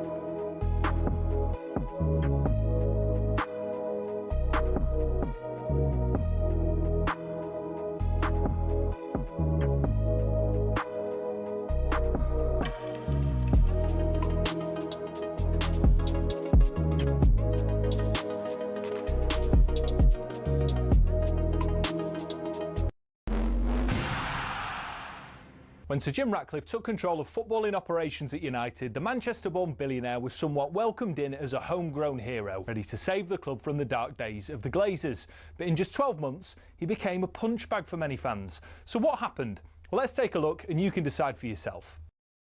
Over the last 3 years, the club lost 300 million quid, and Ratcliffe rightfully committed to sorting that. But what seemed to get fans' backs up is the way he went about it. For example, talkSPORT understands staff lunch options at the Carrington canteen have been reduced to just soup and sandwiches, which the higher-ups at the club say will save them 1 million quid a year. Now, that might make sense for many who don't get free meals at work themselves, but it does get a little bit more picky than that. It was reported that after staff brought some stationery, they were ordered to send sellotape back because it wasn't considered to be essential. And the reward for being Steward of the Week used to be 50 quid, but that was scrapped and replaced by a paper certificate. But it's not just seemingly stingy decisions. In 2024 alone, Ratcliffe oversaw 250 redundancies, and more were announced at the beginning of 2025. Now, while there are people who acknowledge United staff numbers are overinflated, it's the optics which aren't great. Add to the mix the introduction of a flat ticket price of 66 quid for every fan, even children, while Casemiro's on 350 grand a week, and the frustration of fans reached fever pitch. Time will tell whether Ratcliffe's cost-cutting measures will improve outcomes at the club, but one thing's for sure, there's a long way to go for United to be back where many say they belong.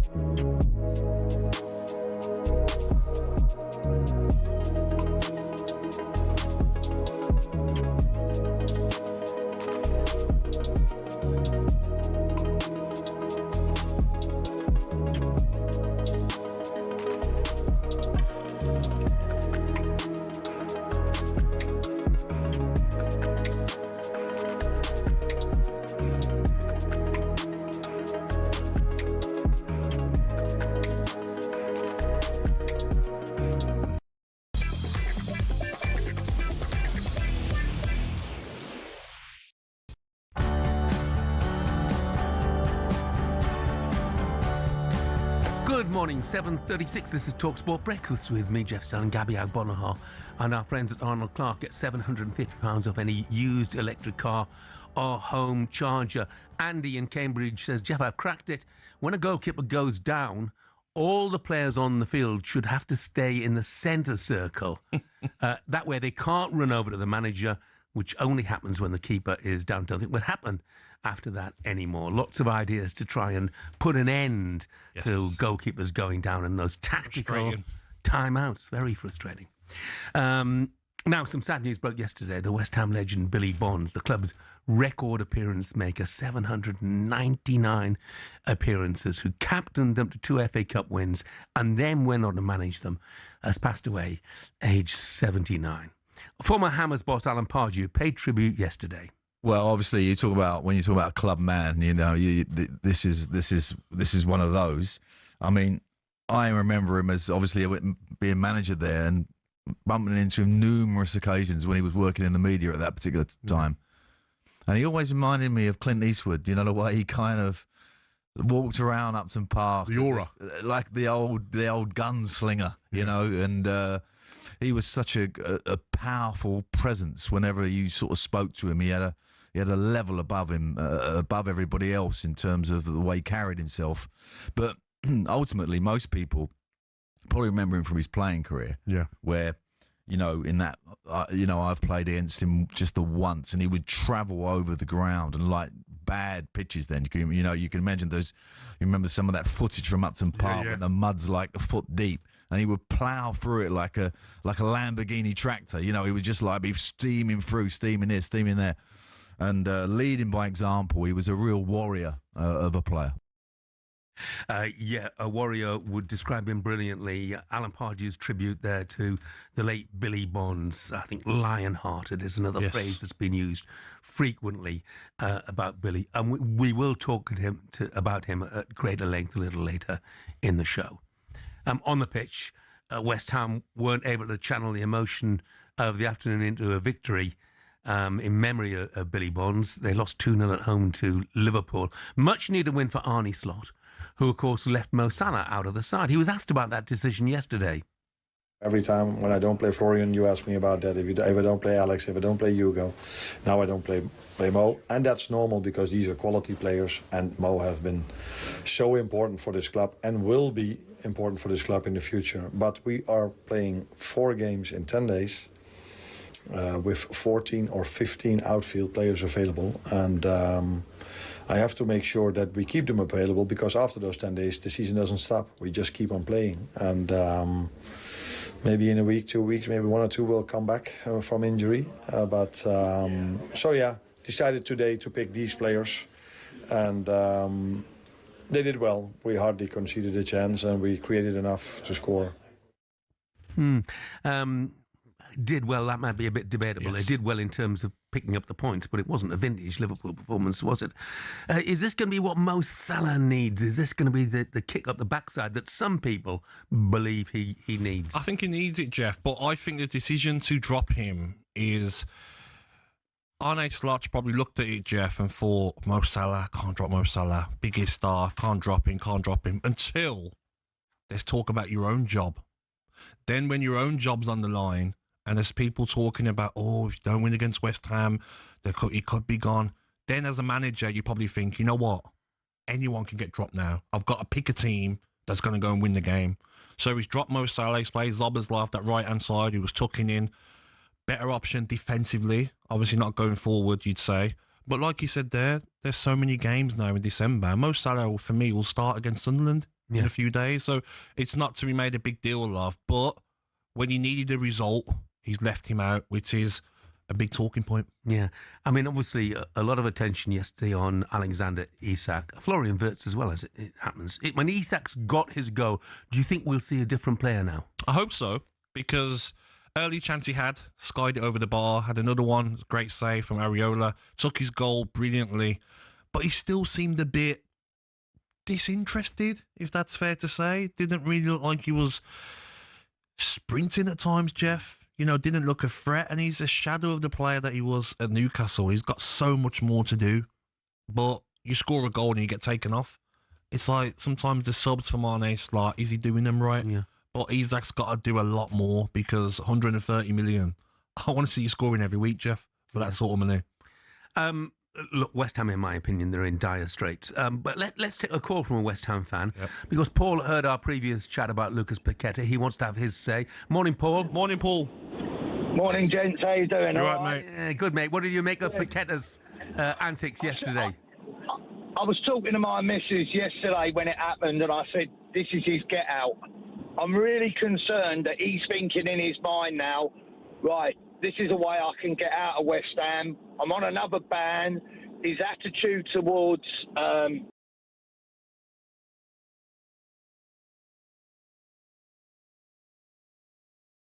that. Do you know what I mean? The thing about Paqueta, he's a great player, but you watch him. 10 times he'll play a beautiful ball. Out of those 10 times, 5 of them will go astray, or nothing will happen from them.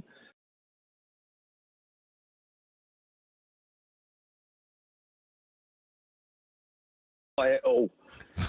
Well, thank goodness you didn't say that then. Thanks, Paul. Oh, you're gone, Paul. Yeah, it wasn't because you said that either, by the way. Paul, what a guy. Brilliant. Thanks, Paul. West Ham fans, Norfolk Hammers texted in and said, Paqueta, a disgrace for all his glimpses of brilliance. There's persistent dissent, theatrics and rolling around. This is one day when he could have turned up, rolled up his sleeves, and given the club some motivation. But Jeff, he's saying that it's affected him, what happened last season. But he was talking of you going to Aston Villa. Didn't happen. The game afterwards, was it Forest, where he scores and he kisses the badge and I'm staying? So which one is it, Paqueta? Are you happy to be at West Ham and you love the club, or do you want to leave? But the arrogance, the petulance, and he's been a player that's frustrated me for years. He's one like Richarlison, rolls around on the floor when you don't touch him. He'll do something outstanding and score a great goal, but most games he's not doing enough for the team. But the disrespect to Bowen as well, Jeff, as captain. If I'm Bowen, I'm saying, you've made me look like an absolute, idiot on TV, not listening to me. His own teammate from Brazil, Alisson, comes over, get out of the way as well. I'm sure Nuno Santo is going to have big discussions with him. What's your reasoning behind getting yourself sent off? I've never seen that before, Jeff. Really haven't. Yeah. The way he was adamant to get himself sent off by the referee. Yeah. Crazy.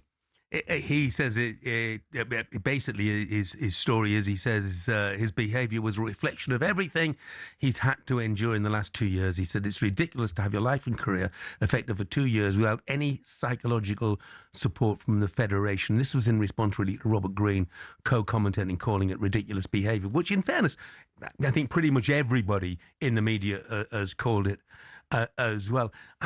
What surprises me is I can't debate whether he should have a psychological support or not. I would have thought that once those charges had gone, that would have been a weight off his shoulders. We would have seen the real Lucas Paqueta. But we started to see glimpses of it at the start of the season. Like I said, that goal against Forest and the celebration, scored recently as well. Take your frustration out on the opposition. Run around more. Get on the ball and make things happen. You offered nothing yesterday.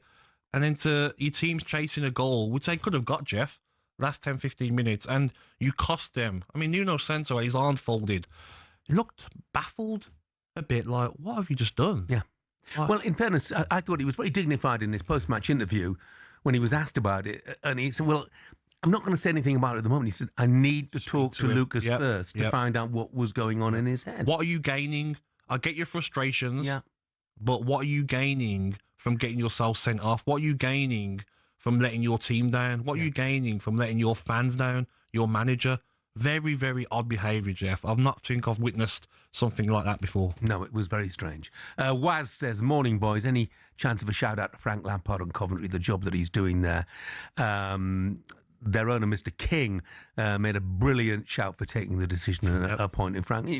He is doing phenomenally as a manager. I am so pleased for him. Yes. Right, still to come on breakfast. Superstar Breakfast preview on talkSPORT with Travis Perkins. Doing what matters for the trade. Find your local branch at travisperkins.co.uk. With Arsenal dropping points yesterday, we're asking how many teams are actually in the title race.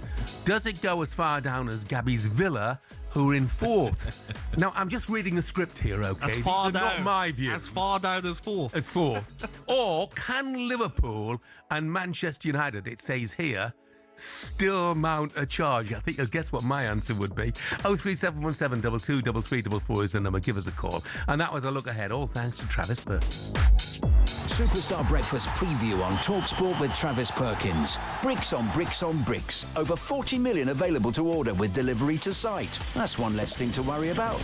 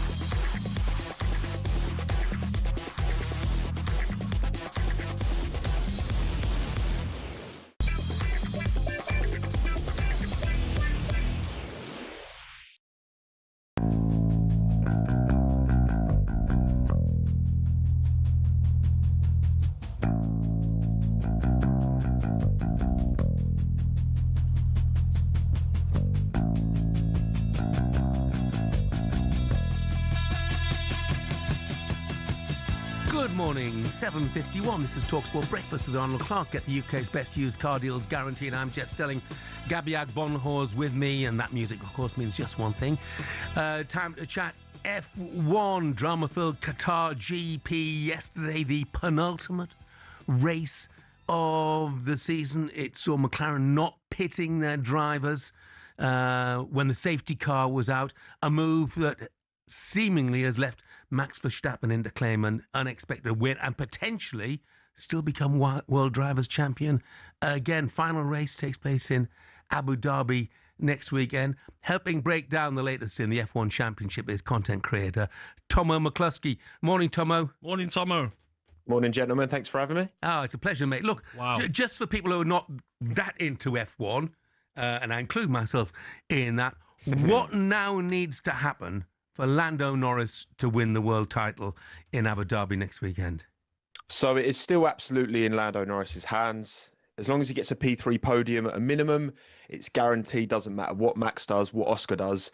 There are various other permutations, but that is essentially Lando's got an insane podium rate this season. So if you can just keep it clean and not allow them two can finish ahead of him, and it's fine. He still wins the championship in Abu Dhabi. But he didn't yesterday, did he? Podium. He could have won it yesterday. If he'd won the Grand Prix yesterday, he would have got it done. He had still second in qualifying, not a terrible job, but then of course in the race that all panned out, and I'm sure we'll get into the details around that. Not even a podium for Lando. Yeah, that's what I'm saying. If he finished fourth yesterday, if he does that again on the weekend and Max wins, then Max wins it all, doesn't he? He does, yes, indeed. That is one of the permutations there. There's also a potential scenario where, say, Max is leading, Oscar's third, Lando's fourth. It would be in Oscar's hands to either allow Max to win the championship by keeping P3 or giving Lando P3 to then give Lando the championship, which is kind of crazy. Just before we talk about what happened yesterday, Verstappen can still win the World Drivers' title. How has that happened? Because mid-season, he was, 104 points behind. How has he got where he is? I think it's been bulletproof consistency from Max's point of view. I think it's Red Bull finding some performance. They've continued to upgrade their car throughout the season. And as Max mentioned this weekend, it's kind of McLaren making mistakes, trying to keep these two drivers, Lando and Oscar, on a super even kill. But that is resulting in their downfall somewhat here, and it's allowed Max back into this championship fight. How's that going to work, though? Because let's say Max is winning, and like you says, Piastri's in third, Norris is in fourth, but there's not much in it, and Piastri still got a chance of catching Max Verstappen. Surely they can't say, Piastri, move over, pal, let Norris through. Surely not. I mean, I don't think they. I don't know. It's a good question. It's one thing asking your driver to do it. It's another thing the driver actually doing it as well, because you can't force the driver in. So I think that's one question as well. There's so many things that have happened this year. You can look back at so many instances. I think Monza, people look back a lot where they told Oscar to give the position back to Lando after a poor pit stop from McLaren. And it's mad that we've got, this is the first time since 2010 where we've had more than 2 drivers in the championship fight come last race of the season. And as we know from the disqualification for McLaren last weekend, anything, even if Max crosses the finish line first or Lando crosses the finish line first, if the car fails on some kind of technical infringement, that can change things as well. So yesterday, how did McLaren get it so horribly wrong? How did they go against every other team? What was their explanation of that?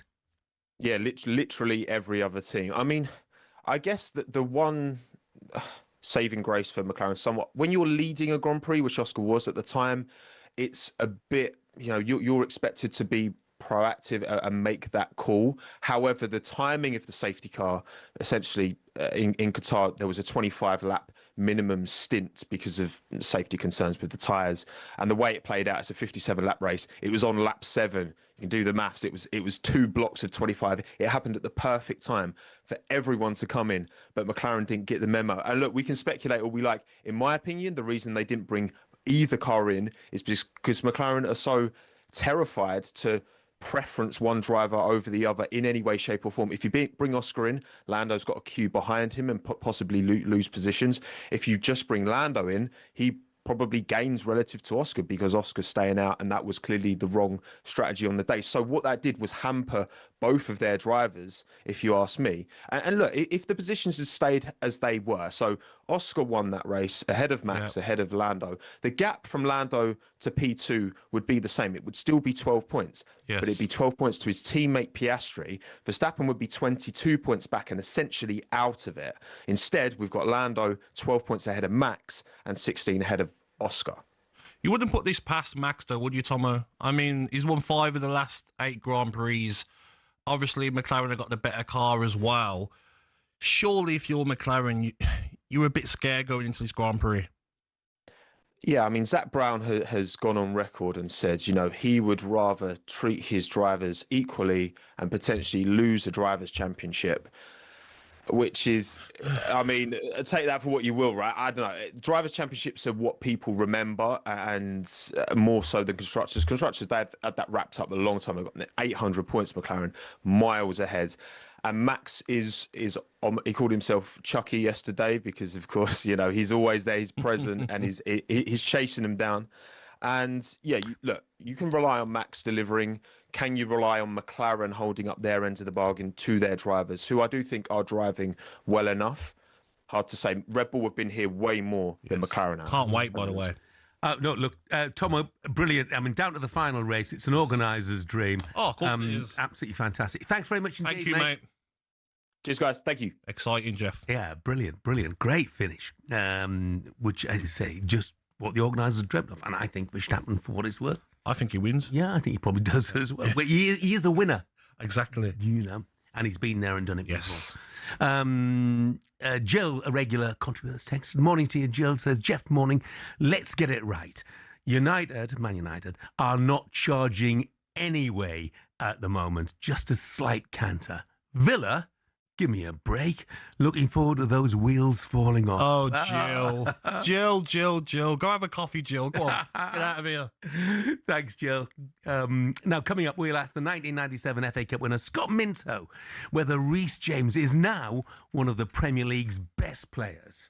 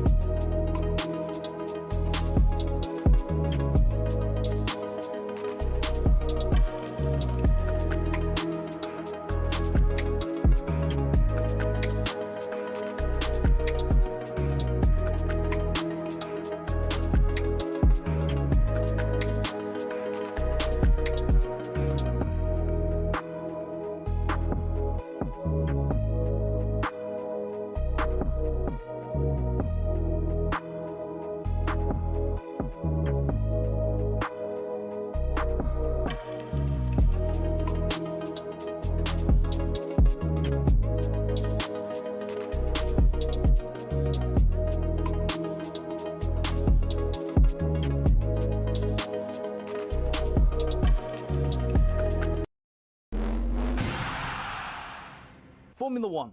It's a sport often seen as insular and elitist, but it's seen a meteoric rise under its owners Liberty Media, not only in popularity and viewership, but in the ability to almost print money. From greater access to more races, here's how it happened. For decades, Formula One was owned and run by one man, Bernie Ecclestone. He was old school, someone who thought the sport itself was enough, and there was no need for all this modern marketing and social media nonsense. But in 2016, Ecclestone agreed to sell his baby to American group Liberty Media. It cost Liberty Media $4.4 billion, and they quickly got to work.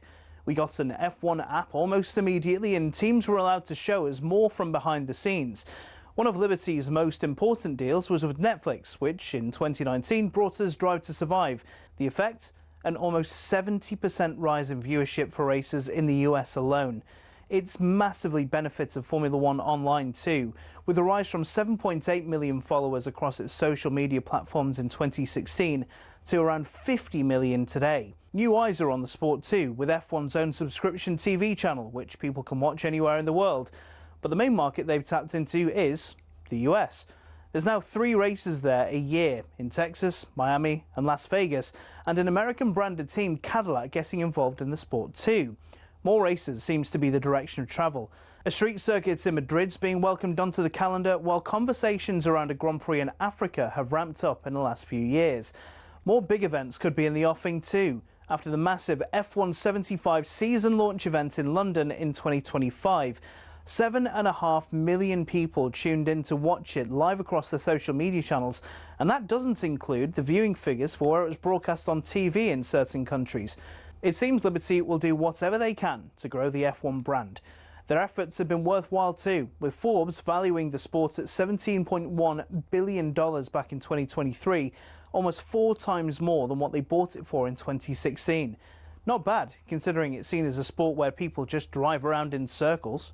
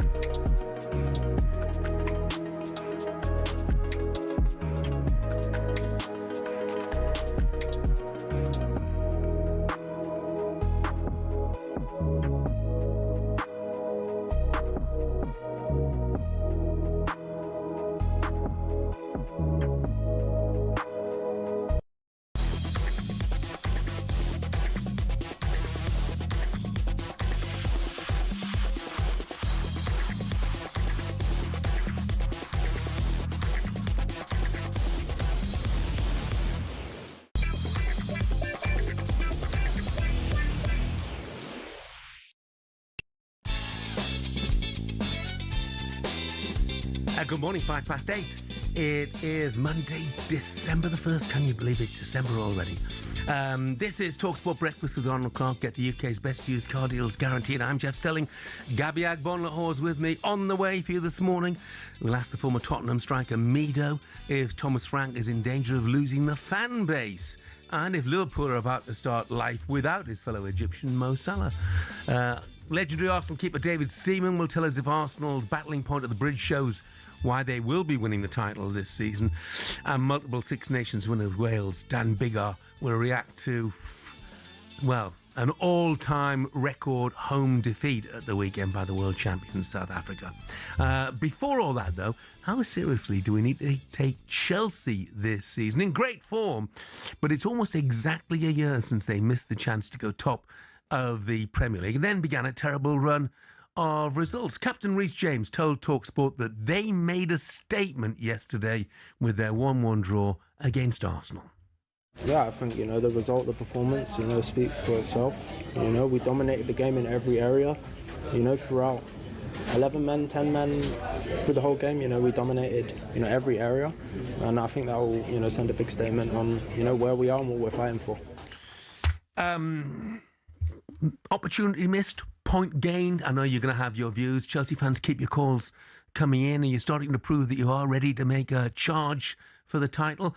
03717 223344 is the number. Let's get the thoughts now of a man who lifted the FA Cup with the Blues back in 1997. It's a very good morning to Scott Minter. Morning, Scotty. Morning, Scotty. Morning, Jeff. Morning, Gabs.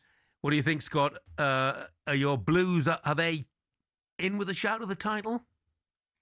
Well, look, first of all, I was working for Malaysia TV yesterday, and I don't know whether it was because we were sat right behind the dugout, but I did hear Gab saying it a little bit earlier, which confirms what I said. That was a proper old school game of Premier League football. I mean, it was almost back to the 90s to when I was playing, where it was almost two titans just saying, do you know what? From a physical point of view, I'm going to try and win my duel against you. And I thought it was a brilliant game of football, not necessarily in terms of aesthetically pleasing pass, but it was two teams, as I say, just absolutely desperate to try and make a statement themselves.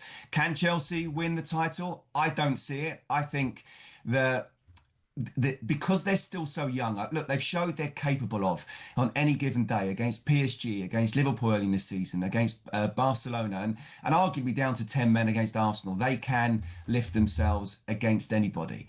But I just think it's the inconsistency of the lack of senior pros that will see the Brighton result, that will see the Sunderland result, the Carabao away. And I just don't think they've quite got the consistency that Arsenal have. Scotty, I'm with you. I just loved from the first minute, even Cucurella getting touch tied to Saka. I thought Saka done well against him. But I love Casado flying around and like getting the fans up for the game and saying, come on, let's have it then.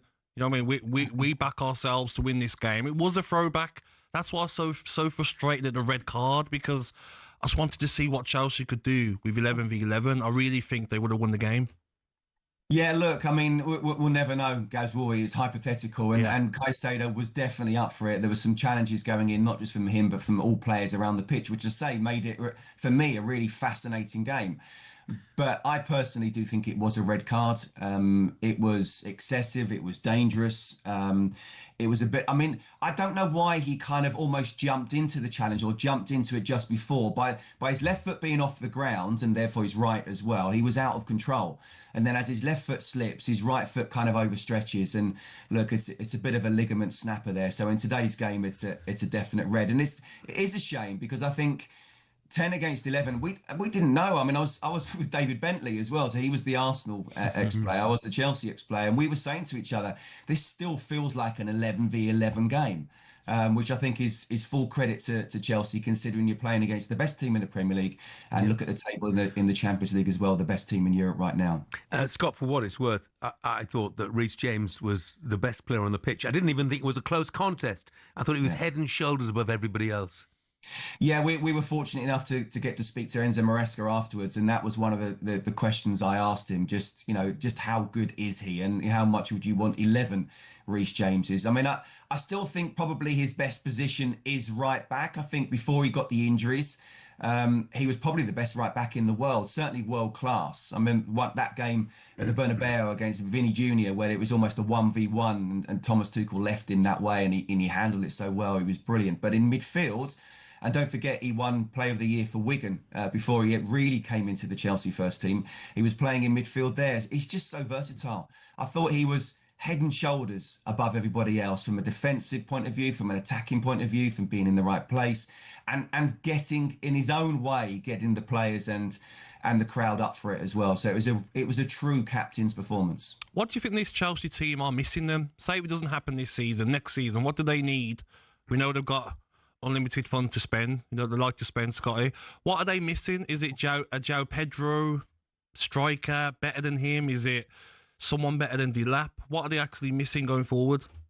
Look, I said back in the summer, I feel, that they need those senior pros, the ones that to guide, you know what they're like, Gabs, that can guide you through, not just on the pitch on a match day, but in a training pitch, and also just in the dressing room. They are the average in a starting 11, the average age, the youngest in the Premier League history.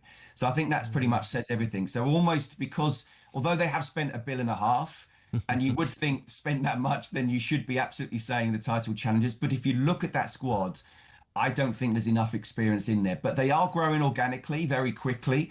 And Enzo Maresca, it's only his third full season as a manager, let alone second as a Chelsea manager. So he's learning. But I do think he's a very talented manager indeed. And this team is getting better and better. I think they probably need a really experienced centre-half. I've been quite critical of Robert Sanchez, but I think he's stopping the mistakes because he's allowed to not have to play little 1-2s around the box. But I also, Jeff, I was hearing you earlier saying about, Liam Delap. £30 million is an absolute snip. You have to buy him for that. But there's still not that striker that you can guarantee sort of 15 goals a season. And if you look at the stats as well, when the Chelsea centre-forward is playing as a centre-forward, there's only been one goal from that centre-forward once they've started. Joao Pedro's goals has been as a number 10, Pedro Neto out wide as well. So there's still a few little places I'd like to see filled in the summer. Yeah. And then next season we can talk about the Premier League. Scott, good to see Cole Palmer fit enough to be on the bench yesterday. Where does he fit into the side now? Jeff, if he's 100% fit, he goes straight in as a 10. And then everybody works their way backwards, in my point of view. So Enzo Fernandez will be alongside Moises Caicedo. And unfortunately for Malagusto, Reese James will go as a right back. But I think what we're seeing here, in the way that we're talking about Arsenal, is great squad depth, where if he comes back in, then you can pick and choose. Do you rest Enzo? Do you rest Malagusto? Do you rest Reese James? Again, and Enzo Maresca was talking about how that central midfield role helps his hamstrings. He doesn't have to sprint up and down the pitch. So, look, I still don't think they're ready. But at this moment in time, despite them being third in the table, I do think they're the best of the rest. I'll tell you what, mate. You look at the next three league games. Leeds at home, Bournemouth at home, Everton away. The table could be looking very interesting after those games. After Villa beat Arsenal, Scotty. Yeah. Hey, absolutely. Need that, Gabs. Scotty, I hope Bentley's well. Character. Oh, David Bentley. Brilliant. Real good lad. Thanks, Scotty. Top man, Cheers, Scotty. guys. Cheers, pleasure. Brilliant. By the way, I've got a text from Steve here. He says, never mind Chelsea and Arsenal. What about Sunderland? Undefeated at home and winning from 2 goals down. Let's get carried away, man. Absolutely, Steve. Another brilliant result for Sunderland. I mentioned it earlier on. 22 points they've got this season, 12 of those from losing positions. That's how you play at home, Jeff. Spurs, maybe watch a few Sunderland games. You can go 2-0 down. Yeah. But you know what? We can get back into this with our home support. Players aren't going to hide. Players aren't going to feel like they can't get on the ball. So Spurs players maybe start watching some Sunderland games. Yeah, interesting comparison. Now, Ragebait has been named Oxford Dictionary Word of the Year for 2025. I know nothing about My Ragebait. kids use it, Jeff. Do they? Yeah. Whitebait, I'd be okay with them. But so, professional Ragebaiter, Gabby, will give you his definition next. Peter, stop shouting at us, Peter. Pete, it's not true. Pete, it's not true.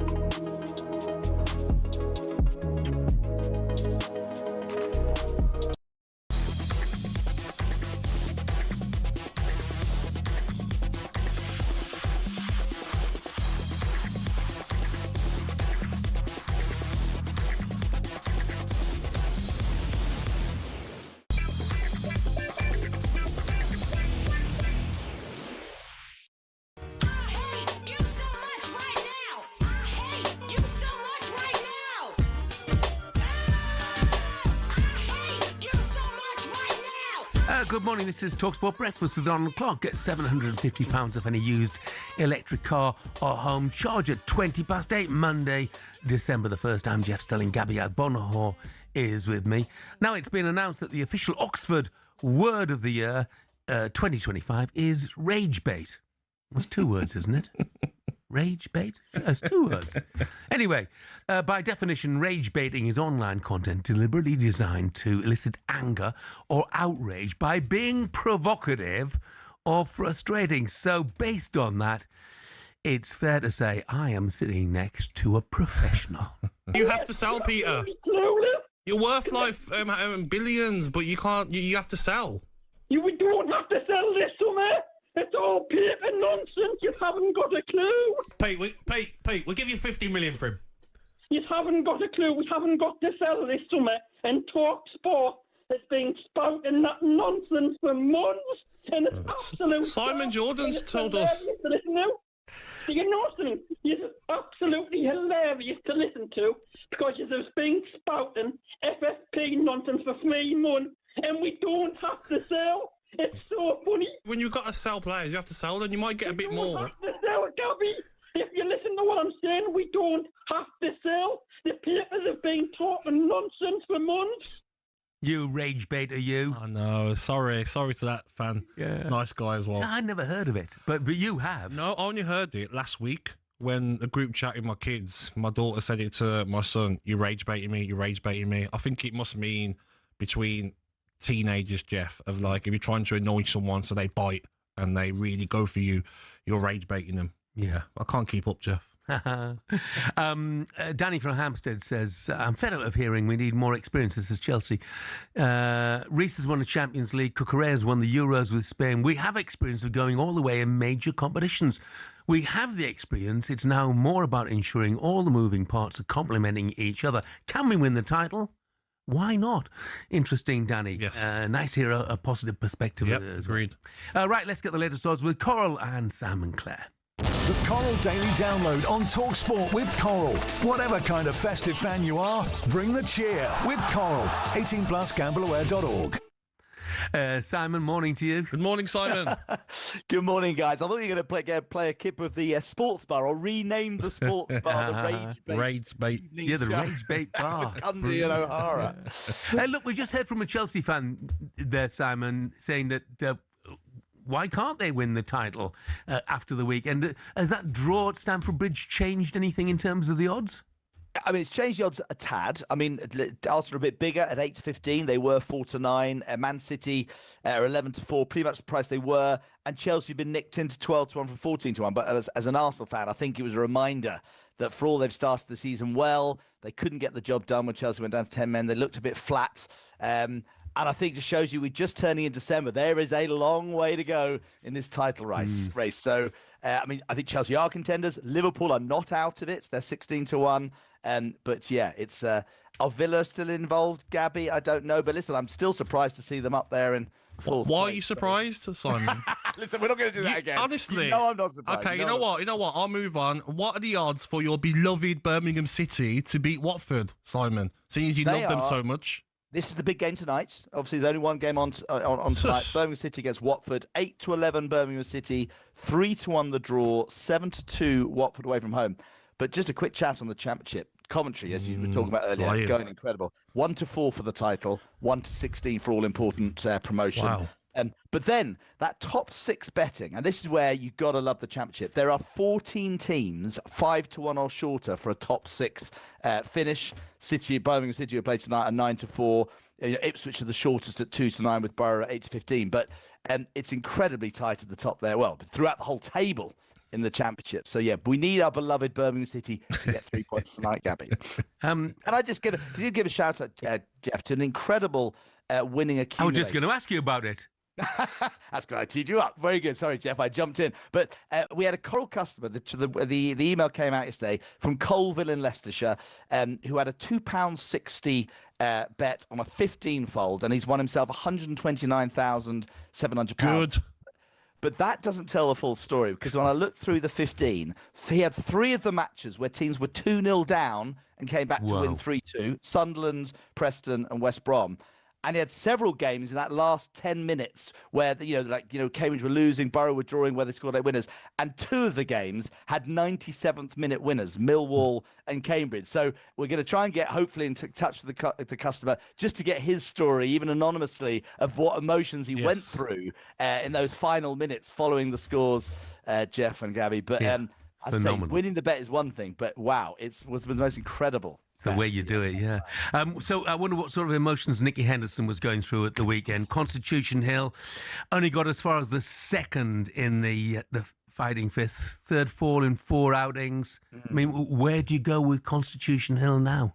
Yeah, I mean, it really was the most dramatic Saturday racing. We had a great card, obviously, with the Coral Gold Cup meeting at Newbury and a win for Dan Skelton with Panic Attack in the big race there. But I think the story was undoubtedly that fighting fifth hurdle where everyone, and that's the frustration and the sadness with racing, we couldn't wait to see Constitution Hill hopefully come back to his best. He had 2 big rivals in the New Lion and Amsterdam and the Mare, who was unconsidered Golden Ace, even though she's the champion hurdle winner.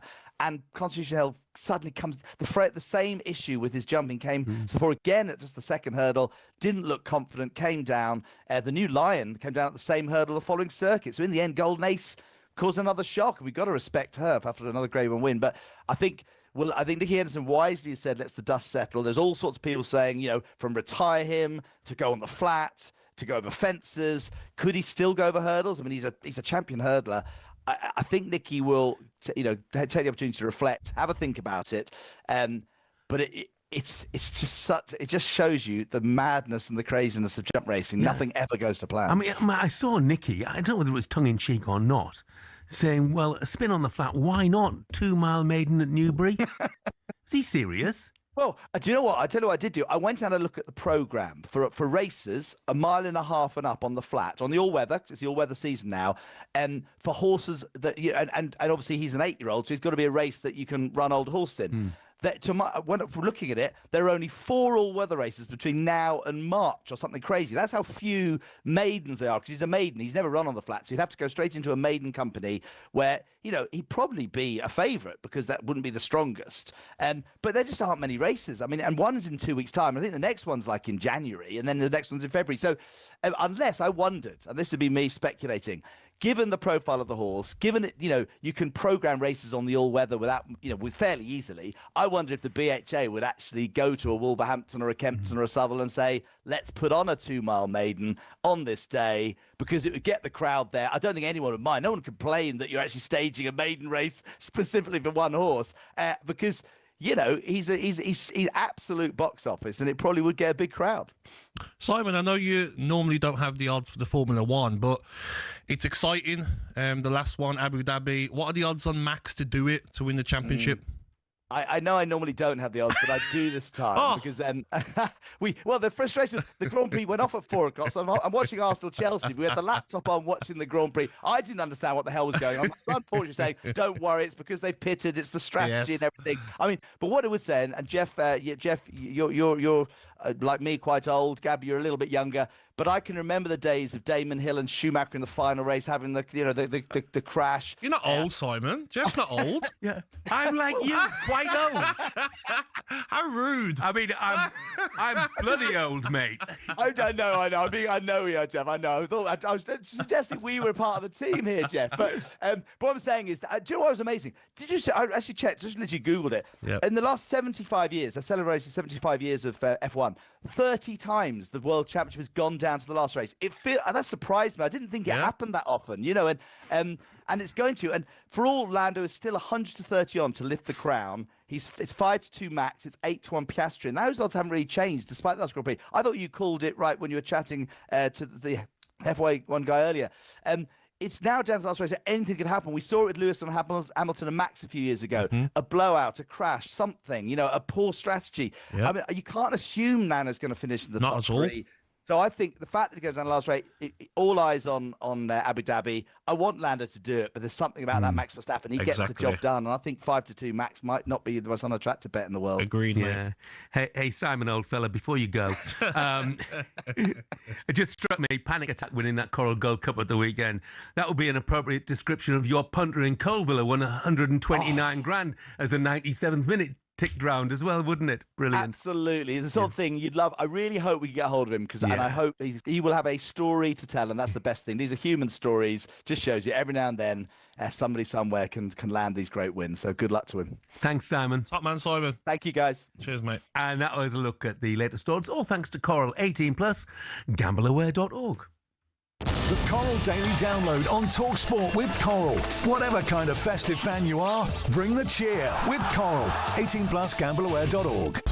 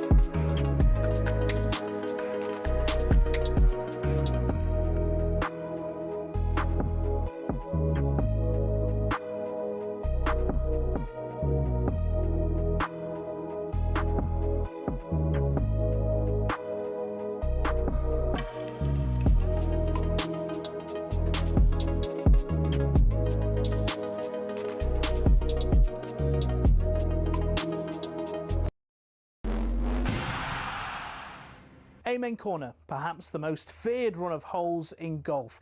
Each year it claims the tournament hopes of many, with balls hitting bunkers and water traps aplenty. But why is it so fearsome, and where did it get its name? Just the thoughts of holes 11, 12 and 13 at Augusta National gives the likes of Rory McIlroy and Jordan Spieth the shivers. McIlroy hit 3 over and Spieth hit 4 over in their final rounds to blow their hopes of a green jacket in 2011 and 2016 respectively. But did you know Amen Corner's name is inspired by a jazz song from 1933? American sports writer Herbert Warren Wint, on the left here, wrote about it in 1958, referencing the song shouted in that Amen Corner when describing the run. Hole 11 is a par 4 over 520 yards with a green guarded by a pond and bunkers to the front edge. 12, perhaps golf's most famous hole, is a par 3 over just 155 yards. The green's guarded by Rays Creek at the front, more bunkers and azalea bushes ready to punish the smallest error. Then there's the 13th that teases the hook shot over the trees. It's a dogleg par 5 over 545 yards that's inviting for big hitters who want to reach the green in 2. If you want to win the Masters, you have to keep your score down around Amen Corner. So who'll be the next to fall victim to golf's most famous and most daunting challenge?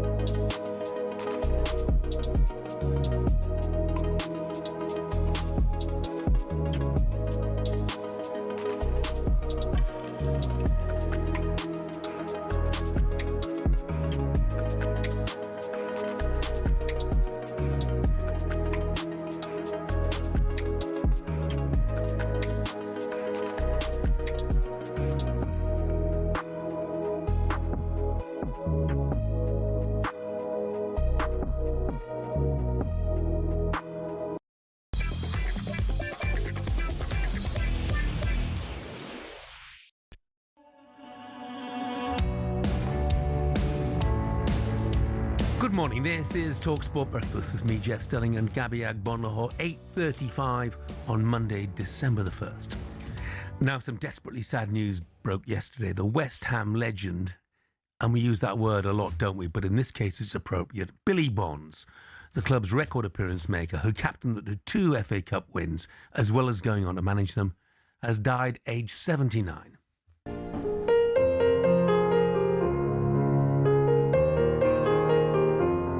The cross again, but only Robson is in there. Nodded away for Billy Bonds. Oh, what a goal! Billy Bonds is getting the game! Named in 2018 by West Ham fans as the club's greatest ever player. Icon, legend, whichever word you want to use to describe it. His legacy at West Ham will live on forever. Leading by example, he was a real warrior of a player. I was very nervous when I came in, but I was made welcome. And these people here, the fans, have been absolutely fantastic to me. I've loved every minute playing in front of them. West Ham now mount the steps, led by the skipper, Billy Bonds, on the way to receive the trophy. His status as a player, as a human being, his status was even higher. And I can't give him, any more accolades than that. He's just an absolute legend. They always say you should never meet your heroes. But I met Billy Bonds. He was a man who was kind, caring. He was a man who wanted to know about you. And he was a man who, as I say, will leave a great legacy. Joining us now is former West Ham forward, former good friend of Billy Bonds as well, Tony Cotti. Morning, TC. Good morning, Tony. Morning, Jeff. Morning, Gabby. Well, they do say never meet your heroes, Tony, don't they? But you did more than that. You not just met him, but you ended up playing with him as well. So tell us a bit about him. Oh, what a man, Jeff.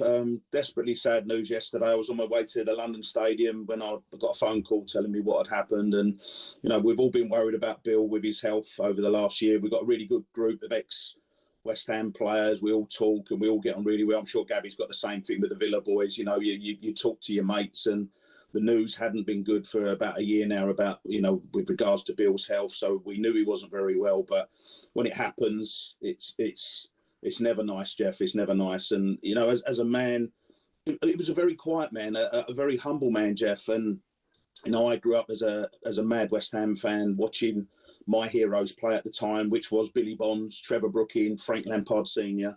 And then, within a couple of years, I was in the dressing room with those guys and playing alongside them. And, Bill was such an inspirational captain for the club. Like as I say, he wasn't a shouter and a screamer, Jeff, but he led by example. And, he done his talking on the pitch. And, in terms of hard men, wow, there wasn't too many harder than Bill, because he could really mix it with the best. But he could play as well. And I think people sometimes forget that. They go on about the tough man and the tackling and all that. But Bill could play as well. And he made the game look simple. And his job, particularly in the early days with Trevor Brooking, Trevor was an incredible player. Bill would win the ball and take the man as well, and then give the ball to Trevor Brooking and let him get on with it. He was an amazing footballer. His relationship with the fans. When you look at the fact that he was voted West Ham's all-time greatest player, this is a club that had, Hurst, Brooking, Bobby Moore, for goodness sake. But his relationship with the fans was such that it was him, Billy Bonds, voted the all-time greatest player. Yeah, I think if you would have spoken to Bill about it, I'm sure Bill would have put Bobby Moore above himself. I know he would, because I've spoken to him about it before. But, in terms of the fans and, when you grow up as a West Ham fan and you look for that inspiration and you look for that leadership and you look for the quality in the footballer and that, Bill's right up there. I'm sure you've got the stats in front of you, Jeff. I know you love your stats. Was it 799 games? 799. It's absolutely ridiculous. And he was playing until the age of 41 in the top flight. And people always go, oh, yeah, it weren't the Premier League and that. It was the top flight. It was the old Division 1. And Bill played in that at the age of 41. He won the Hammer of the Year. I think he was 39, 40 when he won the Hammer of the Year. It was just unbelievable. And, Jeff, we wasn't close friends because of the age gap. Bill was 19 years older than me. When I first got in the team, can you imagine that? You break through as an 18-year-old and you've got a guy that's 19 years older than you, but Jeff, he was fitter than anyone else. He used to win all the cross-country runs and I'm thinking, I'm 18 and he's 37 doing what he was doing. It was just a freak of nature, and the fans loved him because of his attitude and the way he played the game. He then sort of very reluctantly became the manager, because I don't think Bill ever thought that he would become the manager, and he had some good years managing the club. But the one thing, the biggest compliment I could pay him, Jeff, was like when we used to do our dinners. We all do our dinners and your get-togethers and former hammers, etc. And Bill never realised how much he was loved. He was always amazed by the reaction he used to get from the fans. And you get your players, your Phil Parks, Alan Devonshire, your Trevor Boys, they get unbelievable receptions and that. But when Bill went on the stage, it was on a different level. And the fans loved him. Yeah, he never won an England cap, Tony. Did that worry him at all? I'm sure it would have done, Jeff. Yeah, I mean, was he good enough for England? Of course he was. And he was due to play, I think, against Brazil back in, this would have been 1980, 1981, and I think he had a collision with Phil Parks, his own goalkeeper, and I think he broke a couple of ribs, and in the end he couldn't, cut his head, etc., and he couldn't play for England. And Ron Greenwood was the manager at the time, the old West Ham manager, and he'd actually told Bill that he would have played alongside Alvin Martin, another great West Ham player, and unfortunately never got his England cap. But maybe it's something about West Ham, Jeff. I'm not that I'm putting them in the same category, but you've got Julian Dix never got a cap, Mark Noble never got a cap, and Billy Bonds never got a cap. It's in my mind, that's a joke that Billy Bonds never got one England cap. Yeah. Tony, you look as well. Yesterday's performance, they could have done with Billy yesterday, couldn't they? Oh, Gabby, it was so flat yesterday. The atmosphere was it was probably the quietest. It felt like a testimonial game at times. It was eerily quiet. The fans did their best. There was, Billy Bonds' Claret and Blue Army. There was a massive round of applause in the 4th minute, in honour of Bill, the number 4 shirt that he wore. And, the fans tried their best. But, I think Sunday games and Sunday atmospheres can be a bit flat anyway. And with how West Ham are playing at the moment. And, of course, this is not a Liverpool team on top form either. And, it was a bit flat. I think they're just...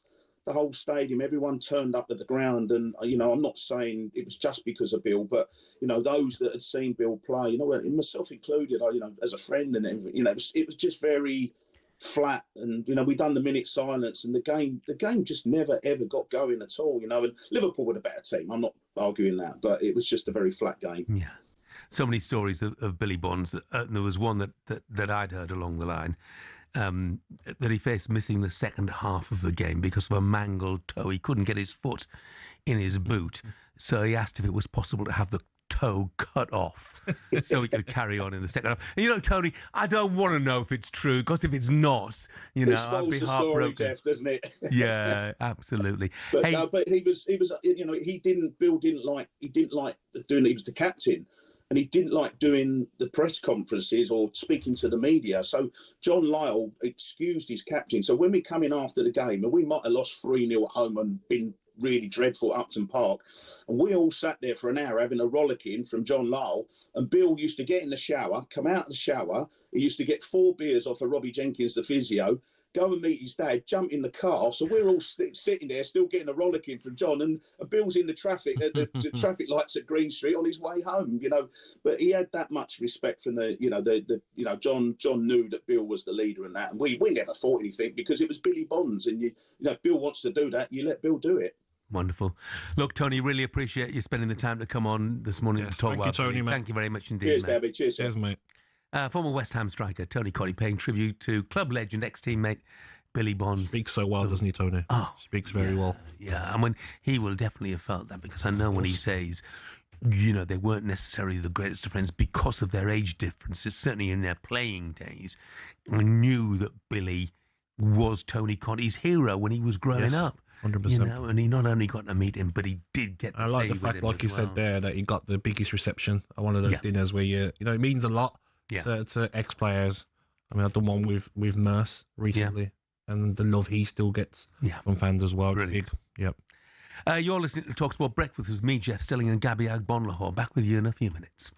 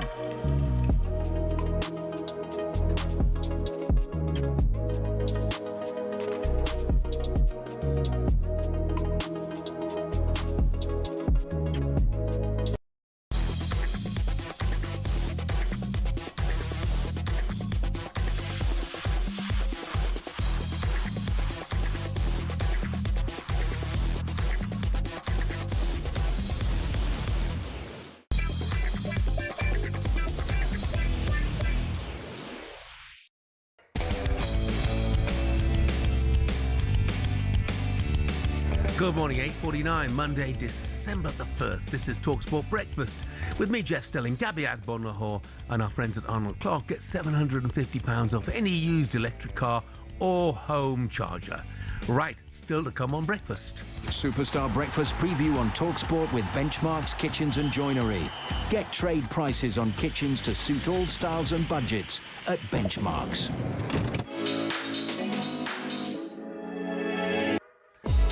Oh, 03717223344. Arsenal fans, we got to hear from you this morning. Was yesterday's draw against Chelsea a good point or a missed opportunity? The legendary David Seaman will join us to discuss that and more. Chelsea fans, I'd love to know whether you think you are in the title race.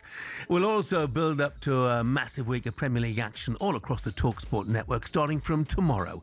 That's our look ahead with Travis Perkins. Superstar Breakfast preview on talkSPORT with Travis Perkins. With 250 hire branches nationwide, it's easy to hire at Travis Perkins. And it's time to get an update on the Rugby Union now in partnership with Tenor Men. Autumn Internationals update on talkSPORT with Tenor Men. Show male urine leakage the red card. Take control. Find out more at tenormen.co.uk. Well, all eyes were on Wales against South Africa at the weekend, and what a nightmare it turned into for the home side, who had a shocking run recently. They lost 20 of their previous 22 internationals. So it was altogether predictable that they would go down to South Africa, but the scoreline, well, it was their heaviest ever home defeat. 73-0 they lost. The South African captain spoke to the media afterwards and said that despite the defeat, the test would only help Wales's inexperienced side. The only way for a team to get better is to play against the best. And I know the first choice guys went here, but there's new guys who got an opportunity. Next year when they come to, they've already faced this. And all I can say to them, they must just pull together. I know Welsh people are fighting people. We don't stand down for anybody. And we've been through this too. 2015, I don't know how many guys retired. And we went through a dip for 2 years straight where we struggled as a team, where people burnt out jerseys and nobody wanted to watch us. And then Coach Rusty came and made a plan. So I know the players will fight, the coaching staff will come up with a plan, but the young boys that play today, they've got a day of experience against playing against the top. Sia Khaleesi finding some positives there. Joining us to look back across the action now, the former Wales fly half, Dan Biggar. Good morning, Dan. Good morning, Dan. Morning, Jeff. Morning, Gabby. Gabby must be happy this morning off the back of yesterday's result and Villa in the top four. Yes. I'm very happy, mate. But it's not about us. Yeah, stop deflecting. Stop deflecting, Dan. We just talk about the results yesterday from the football side of it. That's easier. Seriously, though, I mean, from Steve Tandy's perspective, look, he's on a hiding to nothing, wasn't it? It's out of the international season. So 13 of the Welsh squad had returned to their clubs. So totally depleted side. Up against the world champions. But despite that, where does a scoreline like that leave Wales? It was a sobering day for Welsh rugby, Jeff, on Saturday afternoon. 73-0 at home, their second biggest defeat in history, the biggest defeat in Cardiff, not scoring a point. Very difficult to find a huge amount of positives from Saturday alone. And if you look at the game alone, it was just unfortunate timing in terms of it was outside the test window. The game was actually organised back in 2018. So Wales were, winning Grand Slams, championships, getting to World Cup semi-finals. So I suppose when you think of it from a planning point of view, and then COVID struck, so the game had to be postponed and put back, and this was the first chance that they had to play it. So from a timing point of view, it was just awful timing in terms of players had to go back to England to play, so they couldn't play in the international, outside the international window. It felt like there was, all the noises coming out from Wales was that it's an opportunity to learn. It's another game to test ourselves and things like that. But I'd be very surprised if there was a huge amount of learnings from anybody, from both South Africans' point of view, but more so from Welsh point of view was on Saturday. Dan, 1998 was the last time Wales didn't score a point in a game. What does that say about the attacking options? A bit alarming, isn't it? It's funny, Gab, because actually, if you look at if you break Wales's Quilter Nation series down, they actually, from the attacking point of view, was probably where they were strongest in terms of they scored 4 tries against Argentina, 4 against New Zealand the week before, a bit sticky against Japan, but got over the line. But ultimately, this this result on Saturday, or this performance on Saturday, was very little. You can't really critique the tactics and analyze the performance, the attacking shape, because ultimately they got absolutely overpowered, out-scrummed. The set piece was, pretty much every single scrum was a penalty for South Africa. The power that they had, the dominance that they had, it was so difficult to break and really analyze the tactics of the game, because they just had no into the game, Gab, and that's probably been, we speak about there's been some positives from the attacking point throughout the autumn, but where Wales have really struggled probably over the last year or two is just that from the power aspect. They've been outgunned in that area, and ultimately when you lose so many contacts and so many collisions in rugby, being a physical sport, you're going to come off the back of some tough results. You mentioned, Dan, that in 2018 when this fixture was arranged, it looked like being a proper contest. Wales were going well, and I hate to ask this question, but I sort of compare Welsh rugby at the moment to sort of West Indian cricket, if you like, once feared everywhere, but now a shadow of what they were. So is this a terminal decline for Wales? What the heck can you do to turn it around? It's funny you mentioned 2018, Jeff, in terms of where South Africa were at that point, in terms of really, really low, and you almost flip it. Wales were, Wales have got to number 1 in the world, 14 on the spin, Grand Slam, etc. South Africa have obviously skyrocketed, and Wales have fallen off a cliff. Now, I don't think there's no silver bullet here, because if there was, it would have been sorted in the last 6 months, 12 months, 18 months. So I think that's the answer. I don't know. And that's what's been frustrating from my point, Jeff, in terms of covering Wales from a media point of view over the last couple of years. My areas of expertise don't lie in, boardrooms or finances or what the plan looks like behind the scenes and things like that. Unless anybody tells me different, my expertise lie in maybe calling the analysis side of it, the strategy side of it, and things like that. And we probably just haven't had enough chances to do that, or to talk about Welsh rugby in that light, because of how far it's fallen off a cliff. So look, there's lots of talk about do they go to 2 clubs? Do they go to 3 clubs? Do they change the academy centre? Do they change things? And I suppose maybe what Saturday will really, really reinforce to everyone in Wales is that something, there needs to be big changes, don't there, in terms of Welsh rugby. It cannot just keep going. We said that for a while now, but let's hope that things don't get any worse than Saturday, because it was a really, really tough day to be a Welsh person, let alone a Welsh rugby fan on Saturday. Dan, last week I watched the South Africa and Ireland game, and like you said there, I couldn't believe how big, strong and aggressive they were. But what really upset me yesterday watching was the eye gouge. There's got to be one hell of a big man, surely. It made me feel sick watching that, mate. It wasn't a good look, was it? And I think Rassie Erasmus summed it up really well after the game. He sort of said, look, what do you want me to say that isn't going to be controversial? He said, it's not a good look. Do I think he's meant to deliberately put his finger in his eye? I don't think so. A player of his quality and caliber, and I'll be very surprised, but he's obviously slipped in. And if you make any contact with the eyes, you are going to be in a lot of trouble. And I think, as great as Eben Etzebeth is, he's going to find himself in a fair bit of trouble and looking at a lengthy ban. So it was just a real, it's not anything you want to see in any sport, let alone from somebody like that. Dan, thanks very much for joining us. Let's hope there are better times ahead for Welsh rugby. Thanks, guys. Appreciate it. Thank you, Dan. And great win for Villa. Definitely. Thanks, Dan. And that was thanks to Tenor Men. Autumn Internationals update on talkSPORT with Tenor Men. Show male urine leakage the red card. Take control. Find out more at tenormen.co.uk.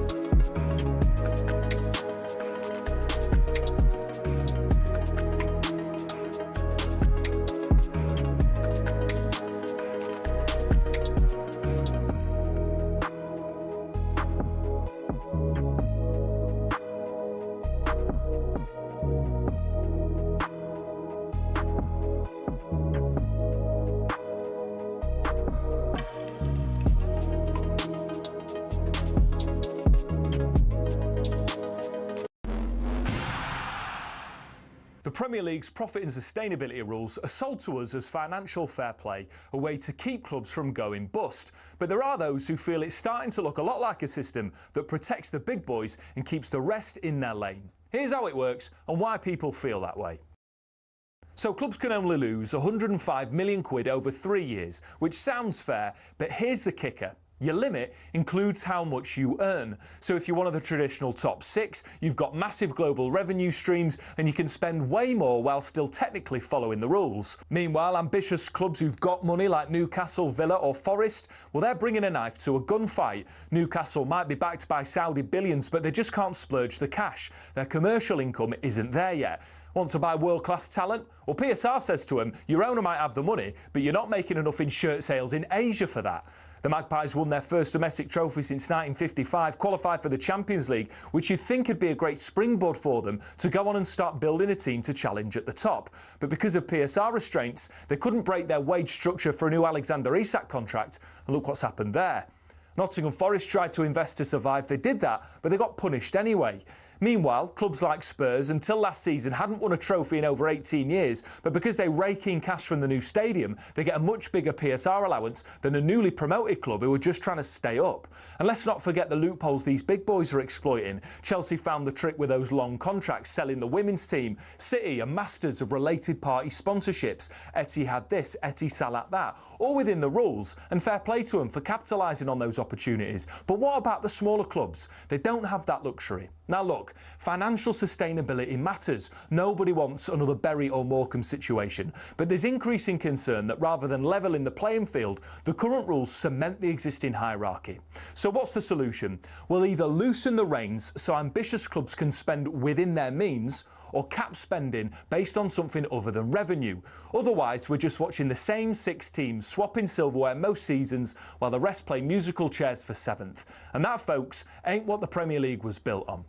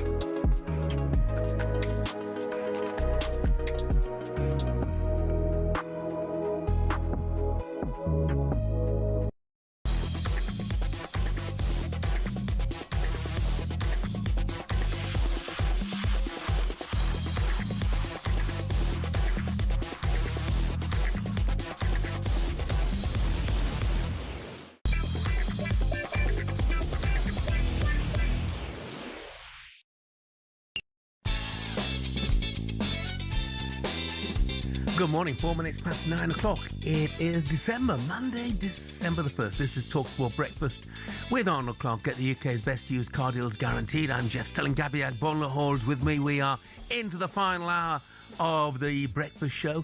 Now, was yesterday proof Arsenal are ready to win the title, or a real opportunity missed? A proper London derby from the first kick. Every action, every duel, you sense how much it was at stake. 9 minutes left of what's been an ill-tempered first half. It looks to me like Moises Caicedo has gone studs up. It's a red card for Moises Caicedo, who's now off the pitch. Another goal from a corner. Here's Alex Crook. Chelsea 1, Arsenal 0. Trevor Chalobah up from the back. It's a brilliant header. I think 11-11. We were a better team than them. Runs into the penalty area, stands up the cross, and there's the equaliser. Mikel Moreno with the header right in front of Robert Sanchez. Chelsea, poor defending. Wanted the 3 points, and especially after with 45 minutes, you want to do that. 10-man Chelsea 1, Arsenal 1. Looks like the Premier League leaders are going to drop points here at Stamford Bridge this afternoon, despite the fact they've had that numerical advantage. 11 men, 10 men through the whole game. We dominated, every area. And I think that will, send a big statement on, where we are and what we're fighting for. A fiery and feisty London derby. 10-man Chelsea 1, the league leaders Arsenal 1. So it was a rare occurrence, wasn't it? Arsenal didn't win a game. But after playing for an hour against 10 men, Mikel Arteta told talkSPORT he was disappointed not to pick up all 3 points. I wanted the 3 points, and especially after with 45 minutes, you want to do that. But I have to recognize as well what happened the whole week, the amount of difficulties that we faced, the top opponents that we faced with no recovery. It's 2 days game, 2 days game. Today again we play with 1 less recovery day here, and the injuries that we had. And on top of that, I think the boys responded incredibly well, and I'm very proud of them. Yeah, and I know there's a moment right at the end of the game which could have changed everything when Timber unintentionally took the ball off the head of Victor Gyökeres. Would have been unfair, wouldn't it? It wasn't a draw fair result, but from a striker's point of view, Gyökeres must have been so frustrated. He was flying in. And you just know it's a goal straight away. How close it was. He's not missing there. But I agree with you. Chelsea probably deserved to win a little bit, but a draw, you say, worked out in the end. If Arsenal had nicked it, I think definitely Chelsea fans and players wouldn't have been happy. But I just look at Arsenal and I say, does Moreno keep starting the form he's been in before Gyökeres now he's back? Has he got that? Surely problem? not. You never know. I seen surely when you paid a lot of money for I seen Theo Walcott mention it on the TV. He said the same. He said he knows what he's getting from Moreno. Took his goal well as well. But it's options, isn't it? It's competition for places. Odegaard was back in. Eze was quiet. So he's got a lot of options there. I was interested listening to Moreno afterwards saying, that he's not a striker, but he's learning. And he watches other strikers, obsessively to see what they do and what runs they make. And then Havertz is coming back as well. Yeah. Gabriel Jesus was on the bench. He was. Yeah. So he's got so much options now. And it's going to be about, Jeff, as a footballer, whoever takes their chance. You come on, you do the best you can, so you're back in the side next game. Yeah. Let's get the thoughts of a man who knows what it's like to win the title, what it takes to win the title as well. It's a very good morning to David Seaman. Morning, David. Morning, David. Morning, guys. Morning. Can I just say before we get started, I'd just like to send my condolences to Billy Bonds and his family. Yes. Yeah. We're going to miss a true footballing legend there. Yeah, and you're absolutely right. I say legend's a word, it's thrown around, isn't it? But in the case of Billy Bonds, it's thoroughly deserved. Look, from yesterday's point of view then, David, missed opportunity for Arsenal or a good point? What do you think? I think it's a bit of both. It's a really strange feeling, Jeff, because when I was watching the game, when they went down to 10 men, I was thinking, yeah, we're going to get this, we're going to get all 3. But then I realised how dangerous Chelsea were, and they showed that obviously with the set piece, but it weren't just their set pieces. They were countering Arsenal really well. And as much as, I just heard about someone saying that Chelsea were in control. I thought Arsenal were in control. It was a battle of midfields and not many chances. But, it was it's a point game. But I think the disappointment comes from where we are at the moment with Arsenal, because we're bang on form. We've got a fantastic squad. and people expecting us to win, especially going to Chelsea, shows you how good we're playing. I think as well, David, you look at that game yesterday, it's probably your toughest game left this season, Chelsea away. You know, they've got to come to your place where you'll be favourites at the Emirates. And was a draw a fair result? Yes, it was. Did Arsenal use the extra man to their advantage? Not as much as they could have, but no Saliba, no Gabriel, you know, no Gyökeres starting, no Odegaard starting. So I think when you look at that before the game, you say, no, we take the point, we're still 5 points clear. Yeah, totally true. Yeah, I totally agree with that as well. You know, when you look at it, you look at the injuries that we had. You know, okay, both teams are coming off massive results in the Champions League. You know, where that takes a lot out of you. But then to get up for a game like that, Chelsea were really up for it. You know, they were really physical in that first half. They were right on Arsenal. But yeah, like you say, it's we're at a stage now where Chelsea away is one of our hardest games, but it's about the next few games, Gabby. You know what it's like. It's game after game, and they don't stop. But you know, in Arsenal, I look at that squad and I look at what happened yesterday. You know, obviously with Saliba and Gabriel out, you know that is a massive blow. Normally, last season that would have really hurt us. But then you look at the players that have come in, you know, in Capia and Mosquera, they've done a fantastic job. But then everybody else that's coming in, they're all playing really well. It's not like you can tell somebody's not happy. Like whoever goes off, they're like, okay, you know, whoever's coming on, they can't wait to get on, and they're producing the goods. I mean, we look at the bench, the Arsenal bench. It's been said before, but it is such a phenomenally strong bench. What do you think, David, of what Gabby was just saying a minute or two ago? Does Marino continue as a striker, even if Gyökeres is fully fit? He's done such a decent job. Yeah, he has. But when you look at Mourinho, he's more of a false nine. You know, he drops back quite a lot. Whereas when you've got Gyökeres in there, he's an out-and-out striker. You know, he gives you that option of holding the ball up and then being able to get out. But it depends. It's a great option to have. You know, and like you said, I heard talking about Gyökeres yesterday. He was so close to getting the match winner. You know, with Timber getting in the way as he often does. But you know, it was a shame. But you know, I think it depends on what sort of style Arsenal are going to play. Are they going to play with an out-and-out striker, or do they want to just pack that midfield a little bit more? And if that's what you want to do, then Marino stays in there. But for me, I play Gyökeres because he's an out-and-out striker. David, I've got to ask you a question. I know goalkeepers of the Goalkeeper Union. You were never booed, was you, by Arsenal fans during games? But Vicario was yesterday for Spurs. What did you make of that, mate? It's tough, mate. I was booed once from Arsenal fans. we were playing. It was back in the day when we were playing our Champions League games at Wembley, and we were playing Barcelona, and I think we were 5 down, and the ball came back to me, and I actually picked it up, and they didn't boo me. The Arsenal fans went, "Way!" So I can stop one. But now the Vicario thing is, I think it's a couple of mistakes on top of each other, Gab, and that's why they're not happy. You know, what surprised me yesterday was that he made a couple of mistakes and then he had a go at other people. I think to myself, hang on a minute, mate, you know, it's your mistake. Yeah. Deal with it your way. Don't start blaming other people, you know. So, you know, he's a good goalkeeper. He just needs to get his confidence back. David, thanks very much indeed. Top man, David. Thank you. Thanks, guys. It's sticking with the Chelsea-Arsenal match. A couple of texts, interesting ones. Morning, Jeff.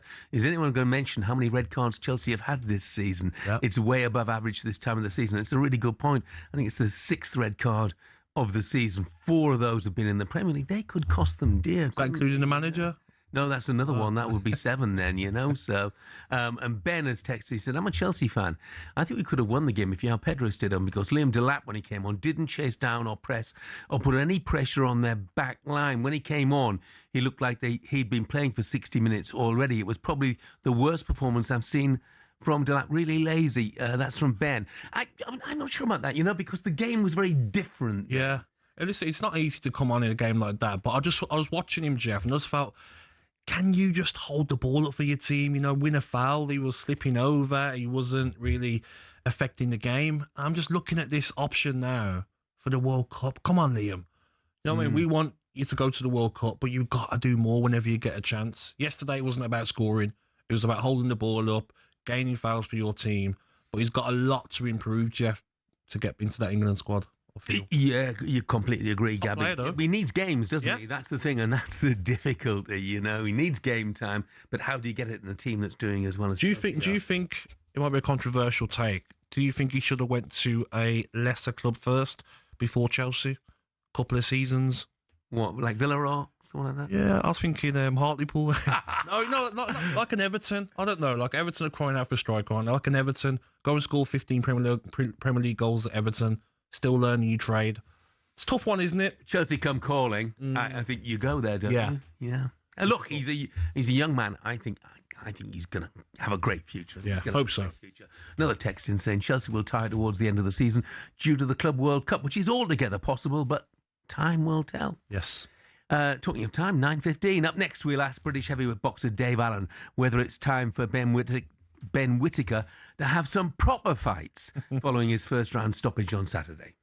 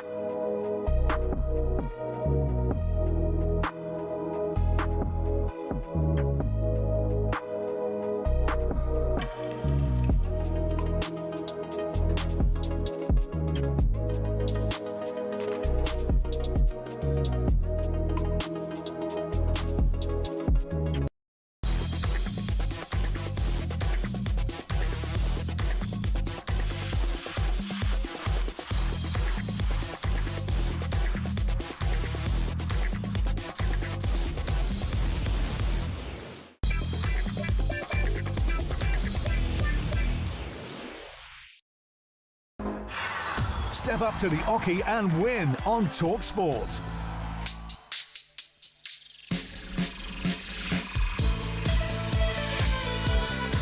Yeah, good morning. This is talkSPORT Breakfast. I'm Jeff Stelling Ally is with me. We're 2 weeks away from the World Darts Championship getting underway at the Ali Pali. One person's prep hasn't gone to plan, though.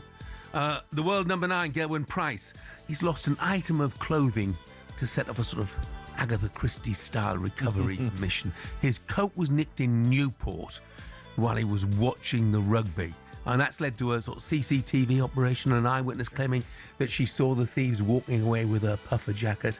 And Gerwyn's offered £200 worth of free fish and chips from his local shop as a reward. So that's what? Cod and chips twice these days? That's about what you get for 200 quid, isn't it? Not wrong. Yeah. Gab, you got an item of clothing that you couldn't be without?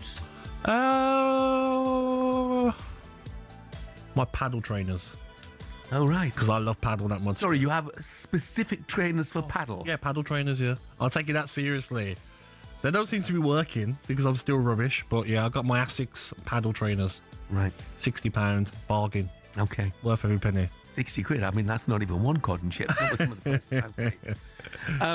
Now then, we are closing in not just on the World Championships, the Ali Pali, but also on the talkSPORT Darts Presenter Trophy 2025. It's in its third year now. 8 of talkSPORT's biggest names, some notable exceptions, go head-to-head ahead of the PDC World Darts Championship. And this year, you and a mate could be right there with us. Yes, you'll be the only members of the public allowed in on Wednesday the 10th of December in London. 2 seats, 2 insiders passes, a true money can't buy experience for the ultimate talkSPORT fan.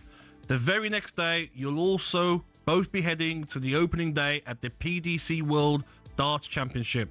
Plus, we'll sort 2 nights hotel stay and a massive $2,500 in cash. And you won't notice the difference between the standard of the 2 events. For your chance to win, text WIN to 83338, so 8338. Text costs £2 plus your standard network rate, or call 0343 423 9761, 0343 4239 761. Lines close at 4 o'clock next Thursday afternoon. That's when you'll need to answer your phone if it rings. 18 plus, UK excluding Northern Ireland. And the best of luck to you. You know what, Gabby? No one asked me.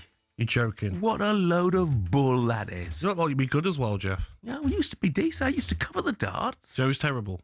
Coisty. Yeah. Wow. Well, everyone was terrible last year. Listen to it. Yeah. Everyone was terrible. Dino was good. Dino was the best. Dino was bad. It was a poor standard. Best of a bad bunch. You have to finish on a double. Not many people could, Jeff. It's called darts. No. That's what you do. I don't think anyone knew the rules. It was that bad. Oh, dear. Hopefully everyone's better this year, though. Yeah. Yeah, so whoever wins those 2 tickets, it's going to be a long day. A long day. Now, British light heavyweight Ben Whittaker sealed a first-round knockout win against Benjamin Gavazzi in Birmingham. I'm delighted to say that joining us to give his thoughts on another dramatic weekend of boxing British heavyweight, Dave Allen. Good morning to you, Dave. Good morning, Dave. Jeff. How you doing, mate? How are you, both? Good, thanks, mate. Look, I have to tell you, it's a great win for Ben Whittaker, but Gavazzi, well, he's never been in the ring with anyone as good as me, let alone as good as Whittaker. You know, isn't it time that promoters started to put him in with somebody halfway decent? I think that was his matchroom debut. I think, Tom Dallas, the matchmaker, Eddie, and they teed him up, really. They teed him up just to hit a home run, basically. The matchmaking was brilliant. It was what it was. I think we all knew what it was as well. But Ben Whittaker still had to go out there and perform. The only way Ben Whittaker could win the other night was to knock that guy out and do it quick. And he did. So Ben Whittaker, it was very impressive, really, because he still had to do a job out there. There was no doubt he was going to win. It was the fashion he did it in, and he did what he was set up to do. So, you can't really knock him. Dave, at the top of his division, Ben Whittaker, you've obviously got Bivol, Beterbiev, Benavides. Then under that, you've got Karen Smith, Anthony Yard, Buatsi. But do you think they'll try and match him with someone like Aziz, Willie Hutchinson, Craig Richards, or Ezra Taylor next? Yeah, definitely. He's if you look a few fights back, he got a draw with Liam Cameron, and he was really struggling in that fight. So and Liam Cameron's a good fighter, but when you're talking about Benavidez, Yard, Benavidez, Bivol Batavier, he's not even in them conversations. No. You can maybe discuss Yard and Boatsy now, but he'll not be in with them anytime soon. I think he'll be boxing Aziz Richards, maybe the winner of that, maybe Lyndon Arthur for the European title. I'm not sold on him. I think he's an amazing talent, but as a pro, the first Cameron fight put a lot of questions in my mind, whether he has the goods for the pro game. But I guess we'll have to give him the benefit of the doubt for now after the other day's performance and see where he goes. Yeah, I think that's sort of the point I was trying to make in a roundabout way, Dave, is what does he learn from a fight like that? Nothing really, nothing. But, he has 3.5 million followers on Instagram, I believe. He's a big name. I think they want to bring massive boxing to the Midlands. I think that's something that's not happened for a long time, if ever.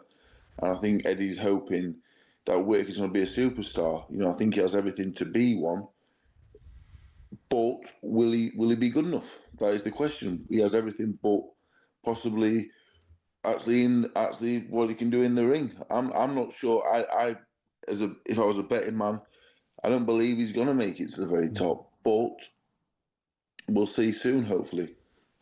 Moving on, Dave, to the heavyweight fight I watched as well between TKV and Fraser Clark. Yep. Let's talk about Jimmy TKV fighting you next. But first of all, on Fraser Clark, I thought he wasn't at his best. The start of the 12th round, the end of the 11th round, he was very gassed, looked very tired, shattered. He'll be very disappointed, won't he, with his performance in that fight? I think Fraser's been around forever. He come under some stick recently and after Saturday, but he's been around forever. He has an Olympic bronze medal. He was a top-class amateur as a pro. A lot of people say he's underachieved as a pro. As an Olympic medalist, you're probably assuming you're going to go straight into world title fights and win world titles. But the heavyweight division at the minute is stacked. It's hard for anyone to be doing stuff like that. So I think he's done well. He beat me. He's been a friend of mine since we were kids. It's hard to be negative upon him because he has that Olympic medal. He's always in good fights. The first Wardley fight, the TKV fight, I couldn't be negative about him. I couldn't. He's done too much for the game to do that. Yeah, I mean, Gabby mentioned the fact that lots of talk floating around about maybe you would be next in the ring with TKV. Is that a fight you'd fancy? Would he be up for that? Yeah, I'm hoping so. The British title was always my dream. As I just said about Fraser there, trying to be world champion at this point in time. It'd be very difficult. So my ambitions of being world champion, they went to the wayside a long time ago. But the British Championship, that was a dream. My granddad, my old man was a pro boxer. He always wanted to win the British title. So if I could win the British title, for me, that would be my world title. So I'm boxing February 21st in Nottingham with a win there. Hopefully we can entice Jamie TKV to a packed out Sheffield Arena in the summer. Hey, let's hope it all happens for you, Dave. Look, it's always a pleasure to talk to you, Dave. Thanks very much. Thank you, Dave. Best of luck, mate. Thank you very much. Cheers. Thank you. Bye. And I mean that. He's just such a great guy to talk to, isn't he? When he says, my world title hopes they disappeared a long time ago, but my granddad's dream was always I became British heavyweight. But I'm looking at Dave Allen, and I think he wins against TKV. I think he's got every chance. And Fraser Clark, I know as well, and everyone's saying anything negative about him. I'm sure he'll be at home now thinking, I could have done better. I should have got him out of there. So he'll be disappointed at his performance for sure.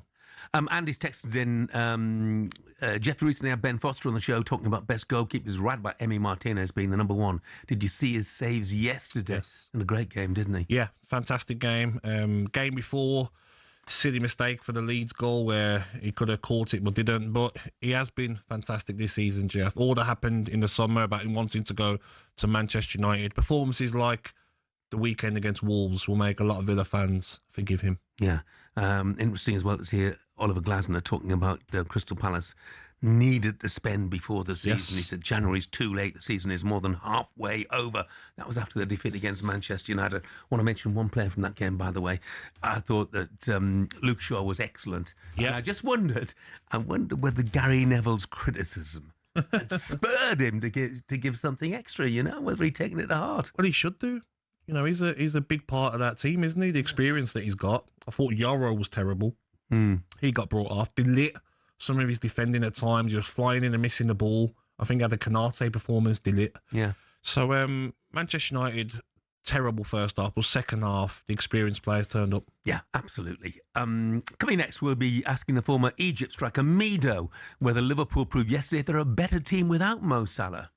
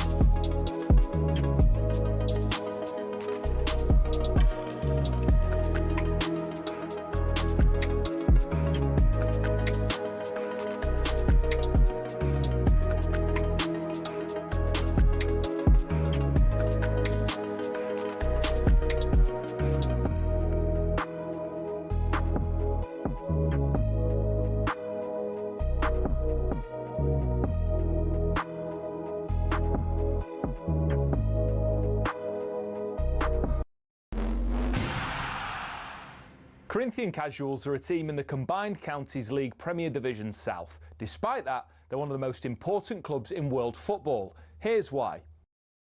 The club was formed in 1939 as the result of a merger between Corinthians FC and Casuals FC. Now, Corinthians FC were founded in the late 1800s when the FA's top brass were absolutely sick of getting pumped by Scotland every time they played them. As a result, Nicholas Lane Jackson set up an amateur side which would bring in the best players who could all play for the national side. And it worked. It wasn't long before England were dominating the international fixtures they played, and it was largely down to Corinthians. In fact, in 1894 and 1895, they played consecutive games where Corinthians provided the entire England 11. But the thing is, the players refused to play professional football. They didn't believe in it. They wanted to spread the values of sportsmanship, competition, and played for the love of the game. It also helped most of the players were Oxbridge graduates who didn't need the money, but instead of entering league and cup competitions, they played exhibition football and toured the world, bringing the beautiful game with them. Think of it like the Harlem Globetrotters of football, and it was this which spread the game throughout the world and made it so popular. Most famously, in 1910, they travelled to Brazil, and the locals in Sao Paulo were so impressed they started their own team under the same name. Yes, the same Corinthians who won the FIFA Club World Cup in 2021, one of the biggest clubs in Brazil.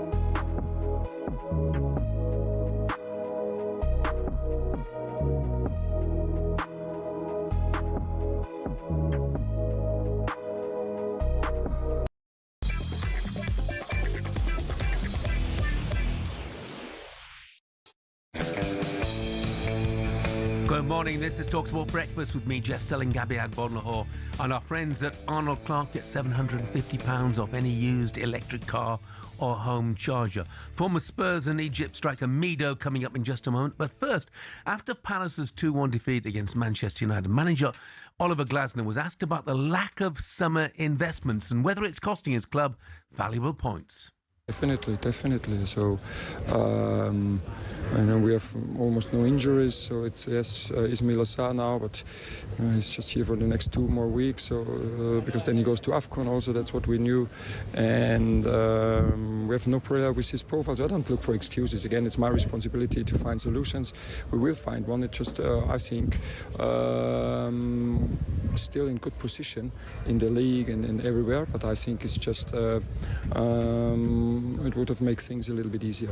Yeah, he says spending in January is too late. More than half the season is up. He could actually, a very frustrated figure on the touchline against Manchester United. Clearly, defensively, felt his side were nowhere near their best. Yeah, they wasn't second half, but first half, don't forget, they were the best team. They could have scored 3 or 4 first half. But he's got to look at it, Jeff, and he's only 1 point off the top 7. Oh, yeah. So it's not all doom and gloom. I get the frustration. Their bench is not strong enough at all. A few more injuries, and they're really struggling. Yeah, I mean, there was a key moment, I thought, end of the first half. Eddie Nketiah is through on goal after a slip. And how long do you want? He just looked like he lacked the confidence to take the chance. How long do you want? Yeah, I was just like, come on. That would have been 2-0, a different game. Yes, exactly. But I'm sure Palace will be totally fine. Pino, I do like. It was a new signing. Yeah. Very good player. Liverpool went to the London Stadium yesterday. They won 2-0 at West Ham. A much-needed victory for Arne Slot, who left Mo Salah out of the team. He was asked about that decision yesterday. Every time when I don't play Florian, you ask me about that. If I don't play Alex, if I don't play Hugo, now I don't play Mo. And that's normal because these are quality players. And Mo has been so important for this club and will be important for this club in the future. But we are playing 4 games in 10 days with 14 or 15 outfield players available. And I have to make sure that we keep them available because after those 10 days, the season doesn't stop. We just keep on playing. And maybe in a week, 2 weeks, maybe 1 or 2 will come back from injury. Decided today to pick these players. And they did well. We hardly conceded a chance and we created enough to score. Let's more reaction on this with the former Egypt and Spurs forward Mido. Morning, Mido. Good morning, Mido. Good morning, Jeff. Good morning, Gabi. Great to see you both doing well. And you, mate. Thank you, mate. What did you make then of Arne Slot leaving Mo Salah on the bench? I think it was the right decision, and I think sometimes the manager have to make decisions to protect his own player. And I really think Salah maybe needed a rest. He needs to get himself back to his best. And I'm sure that Salah will bounce back. I'm sure in the next games, Salah will be ready, and whenever he's needed, he will be scoring goals again. And Salah, he proved that in many different or previous situations. It's not the first time where he was criticized. It's not the first time when he was getting blamed for bad results. He is a legend at Liverpool. He's a legend for Egypt. But sometimes, as of course Gabi knows, this is football. Sometimes you need to rest, to have to reflect on the situation, what has been going wrong. But I'm sure then Salah, when he will get the chance to play again, and I'm sure it will be very soon. I'm sure it will be next game. He will score the winner for Liverpool, as he used to do for many years. I think as well, it's been 53 games since Mo Salah last started on the bench in the Premier League. That was actually West Ham. You remember when he fell out with Klopp a little bit, had a little bit of a spat with Klopp. And there's no harm in so many games in December, is there, of players rotating? Everyone can have a rest. And I'm sure midweek they play Sunderland at home, that Mo Salah will be back starting and hopefully scoring goals again. Yes, you're spot on, Gabi. He needed the rest. He needs, even mentally, with all the pressure he has, he needs to rest. And I'm sure, as you said, midweek against Sunderland, he will have a big impact on the game. I mean, look, he's been playing in a side that have been struggling, in recent weeks and months. But Mido, there will be people asking, he's 33 now. Are these the first signs of decline, or is this just a bad spell that he's going through? It's just a bad spell, Jeff, because with Salah is a top professional, and the way he's managing himself. With doing the recovery mentally, everything he has been doing has been perfect for many years. So I totally disagree with the opinion of that this is the start of a decline of Salah. He's 33, and we all know now in football that top professional players can play till the age of 40 and 38 and at the top level. But he is just tired with the number of games he played for Liverpool. Don't forget that he has to travel to Egypt as well every month to play a couple of games. He has to travel to Africa and going to Africa and coming back. It's tiring. He's just tired, and you can see that the way he's playing. He doesn't have the same energy and the same sharpness as he used to have. But sometimes you need to rest. You need to reflect on the situation, as I just mentioned. But I really believe that Salah can play at the top level for at least another 2 seasons. Mido, moving on to your old team Spurs. I know you would have enjoyed playing at White Hart Lane, would have loved playing in front of your home fans and playing at your home stadium, but Spurs seem to be struggling. 47 defeats since the stadium opened in 2019. This season, they've lost 4, drawn 1 and won 1 out of 7 Premier League home games. What seems to be the problem with the players and playing in front of their own fans? I don't think the problem is the stadium. I mean, if you play at this level and you play for a club like Tottenham and you cannot handle playing in front of your own fans, then you don't deserve to be there. We all know that to play at home it's much easier than playing away games. So the problem is not the stadium. The problem is not the fans, of course. It's all mentally. But if we talk about Tottenham this season, me personally, I don't watch any player at Tottenham that I really enjoy watching. If I'm a Tottenham fan today and I want to go to the stadium and enjoy a certain player, who I'm gonna go and watch? No one. With all the respect to all the players that we have, we don't have a player like Kane. We don't have a player like Robbie Keane. We don't have a player like Son, of course. The team doesn't have a star. Doesn't have a star that can, and the team, with all the respect, Tottenham doesn't have a leader as well. So there is no balance in the team whatsoever. I really love Thomas Frank, and I think he's a top manager. But Tottenham, they need a star. They need a player for the fans to go and watch. And Thomas Frank, of course, he needs to find the balance in this team to start getting into the good side and good results again. Are Tottenham fans, Mido, have they been too quick to criticise Thomas Frank? After all, this was the side who finished 17th last season. I think the Tottenham fans have been harsh on him. The team hasn't got the best results this season. But let's be honest, who are the players that he has? The team, we signed many players that they haven't been able to perform so far in the Premier League. And believe me, the Premier League is different. I mean, when I joined Tottenham, I already played in Italy, I already played in France, I already played in Holland. But once I came to the Premier League, I found out straight away that this league is different, is much quicker, much sharper. Physically, of course, you need to be ready. But I really think that Tottenham, they need couple of players or 3 players who can come in and perform straight away.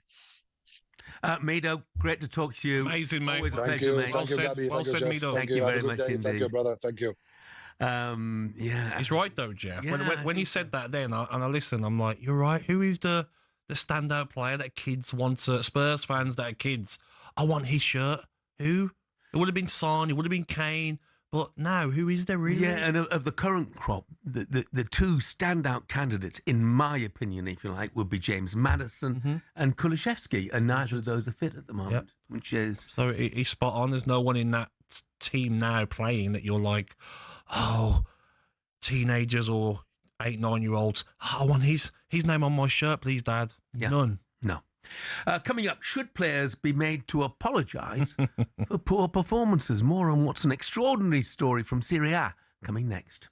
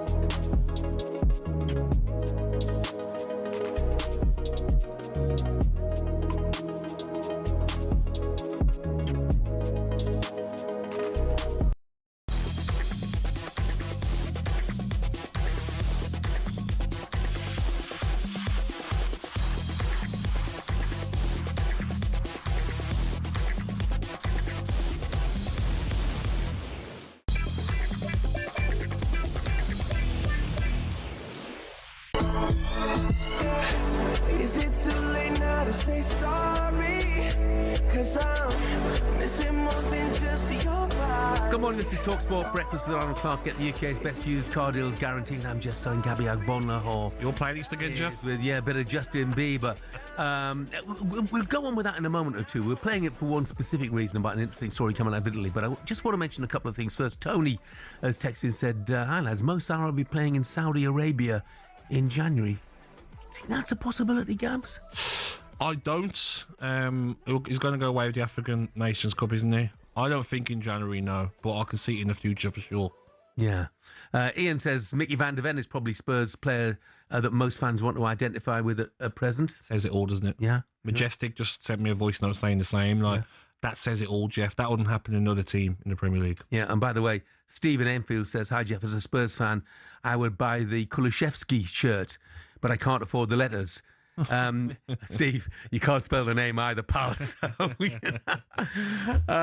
look, we were talking about saying sorry. Fiorentina in Italy, not won any of their past 13 games. They're deep in trouble on 6 points at the moment in Serie A. Former Man City striker Edin Dzeko plays for the club now. He didn't make an appearance this weekend as his contract is automatically extended if he plays one more time. A few players have been there in the past, haven't they? Despite that, he went over to the fans after yesterday's 2-0 loss to Atalanta and asked them for their support with a megaphone. Wow. What do you make of players going over to the fans with a megaphone and apologising? It happens a lot in France, doesn't it? And Italy, I've seen it before, where you go over and they speak to the ultras and sort of apologise. It's common in Europe. To be honest, Jeff, some of the performances this season by teams at home, especially Wolves, especially Spurs, maybe it's something that needs to happen. I think it'd be quite amusing to watch. I think I would have been apologising a few times as well at Villa Park for some of my performances. But it's quite amusing when you see it because the fans are fuming. It might give them a bit of like, okay, yeah, they're over here and we're giving them a good telling off. You've seen it already a couple of times this season. I mean, Jarrod Bowen had an incident with fans, didn't he? When he's gone over to sort of applaud them when they've been beaten and things like that, and he's got a merciful stick for it. So you can't. There isn't a right thing, is there? You're not going to see it in our league, of course, but when you see the video from Fiorentina and Dzeko speaking and the fans are all fuming, it probably something that the fans would want to see. Imagine if you're constantly losing at home, like Spurs are, like Wolves are. You know what? And the players have to come over and apologise. Then maybe the fans would love that. Maybe.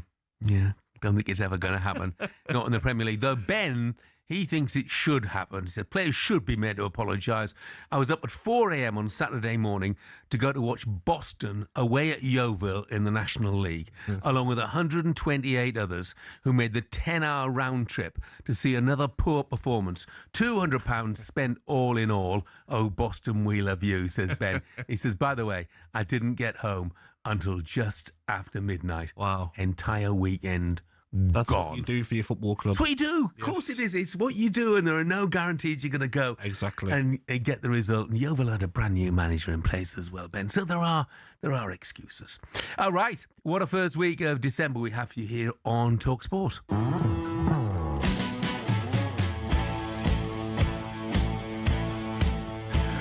We are the only place that will have live commentary of all 10 Premier League games. So tomorrow night, it's quite a week, by the way, as well. Bournemouth against Everton is exclusive on the talkSPORT app. Fulham against Man City, talkSPORT 2 exclusive. And Newcastle against Spurs, a talkSPORT exclusive. If you're Thomas Frank, you probably wouldn't pick to go to Newcastle. No, you wouldn't. Not in the form they're in. I mean, Harvey Barnes, we spoke earlier off air about, is he holding out on Scotland now because he's coming to some real good form? Is there a chance of England call up for him? But Spurs being Spurs, Jeff, wouldn't surprise me they turned up and got something.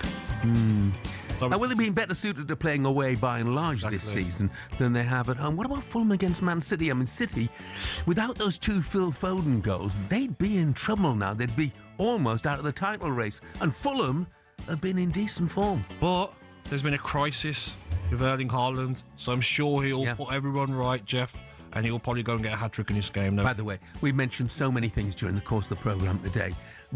And obviously Vicario at fault for the second Fulham goal. But what what a strike from Harry Wilson. Made it look so straightforward. That's easy. That's not an easy technique. Yeah.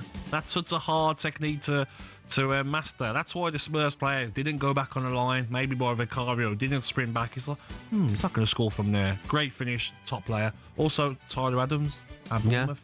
40-odd yards. Yeah, what a goal from him. Yeah, amazing. He'd scored one in 75 games in England before that. Yes. Amazing. On Wednesday, we've got Arsenal against Brentford, Brighton against Villa, Burnley against Palace, Wolves versus Forest, Leeds against Chelsea, and Liverpool against Sunderland. Do you see Brentford as any sort of stumbling block for Arsenal? No, I don't. I think Arsenal... I don't think it's going to be an easy game, but the quality Arsenal got, they will get the result there. But I look at Burnley... Big game for Burnley. Who do you say? Is it Palace at home? Burnley Palace. No. That's a big game, Jeff. Yeah. If you really want to stay in the Premier League, Palace, Sarr's out injured. This is a game that Burnley need to find a way to win. They've slipped and slipped. They started to concede goals as well. Leeds as well. Can you try and get something out of this Chelsea game? The form against Manchester City was very good second half. Yeah. Why not? Why can't you get a draw in this game? Elland Road, it's such a tough place to go. And we've already heard from Enzo Maresco that Reese James isn't going to play the 90 minutes at Elland Road. And Casado's suspended. So maybe they'll see this as an opportunity. The first half against Villa, Jeff, they bullied Villa. Bullied them, but they couldn't keep it up in the second half. They've got to try and do that for 90 minutes if they can. And Liverpool, Sunderland, it's all right going to win at West Ham. This will be a bigger test, though, won't it, for Arne Slot's side? If you're Sunderland, get at them. Yeah. Just don't look at what West Ham, pitiful performance. If you're Sunderland, get at that back four. Yeah.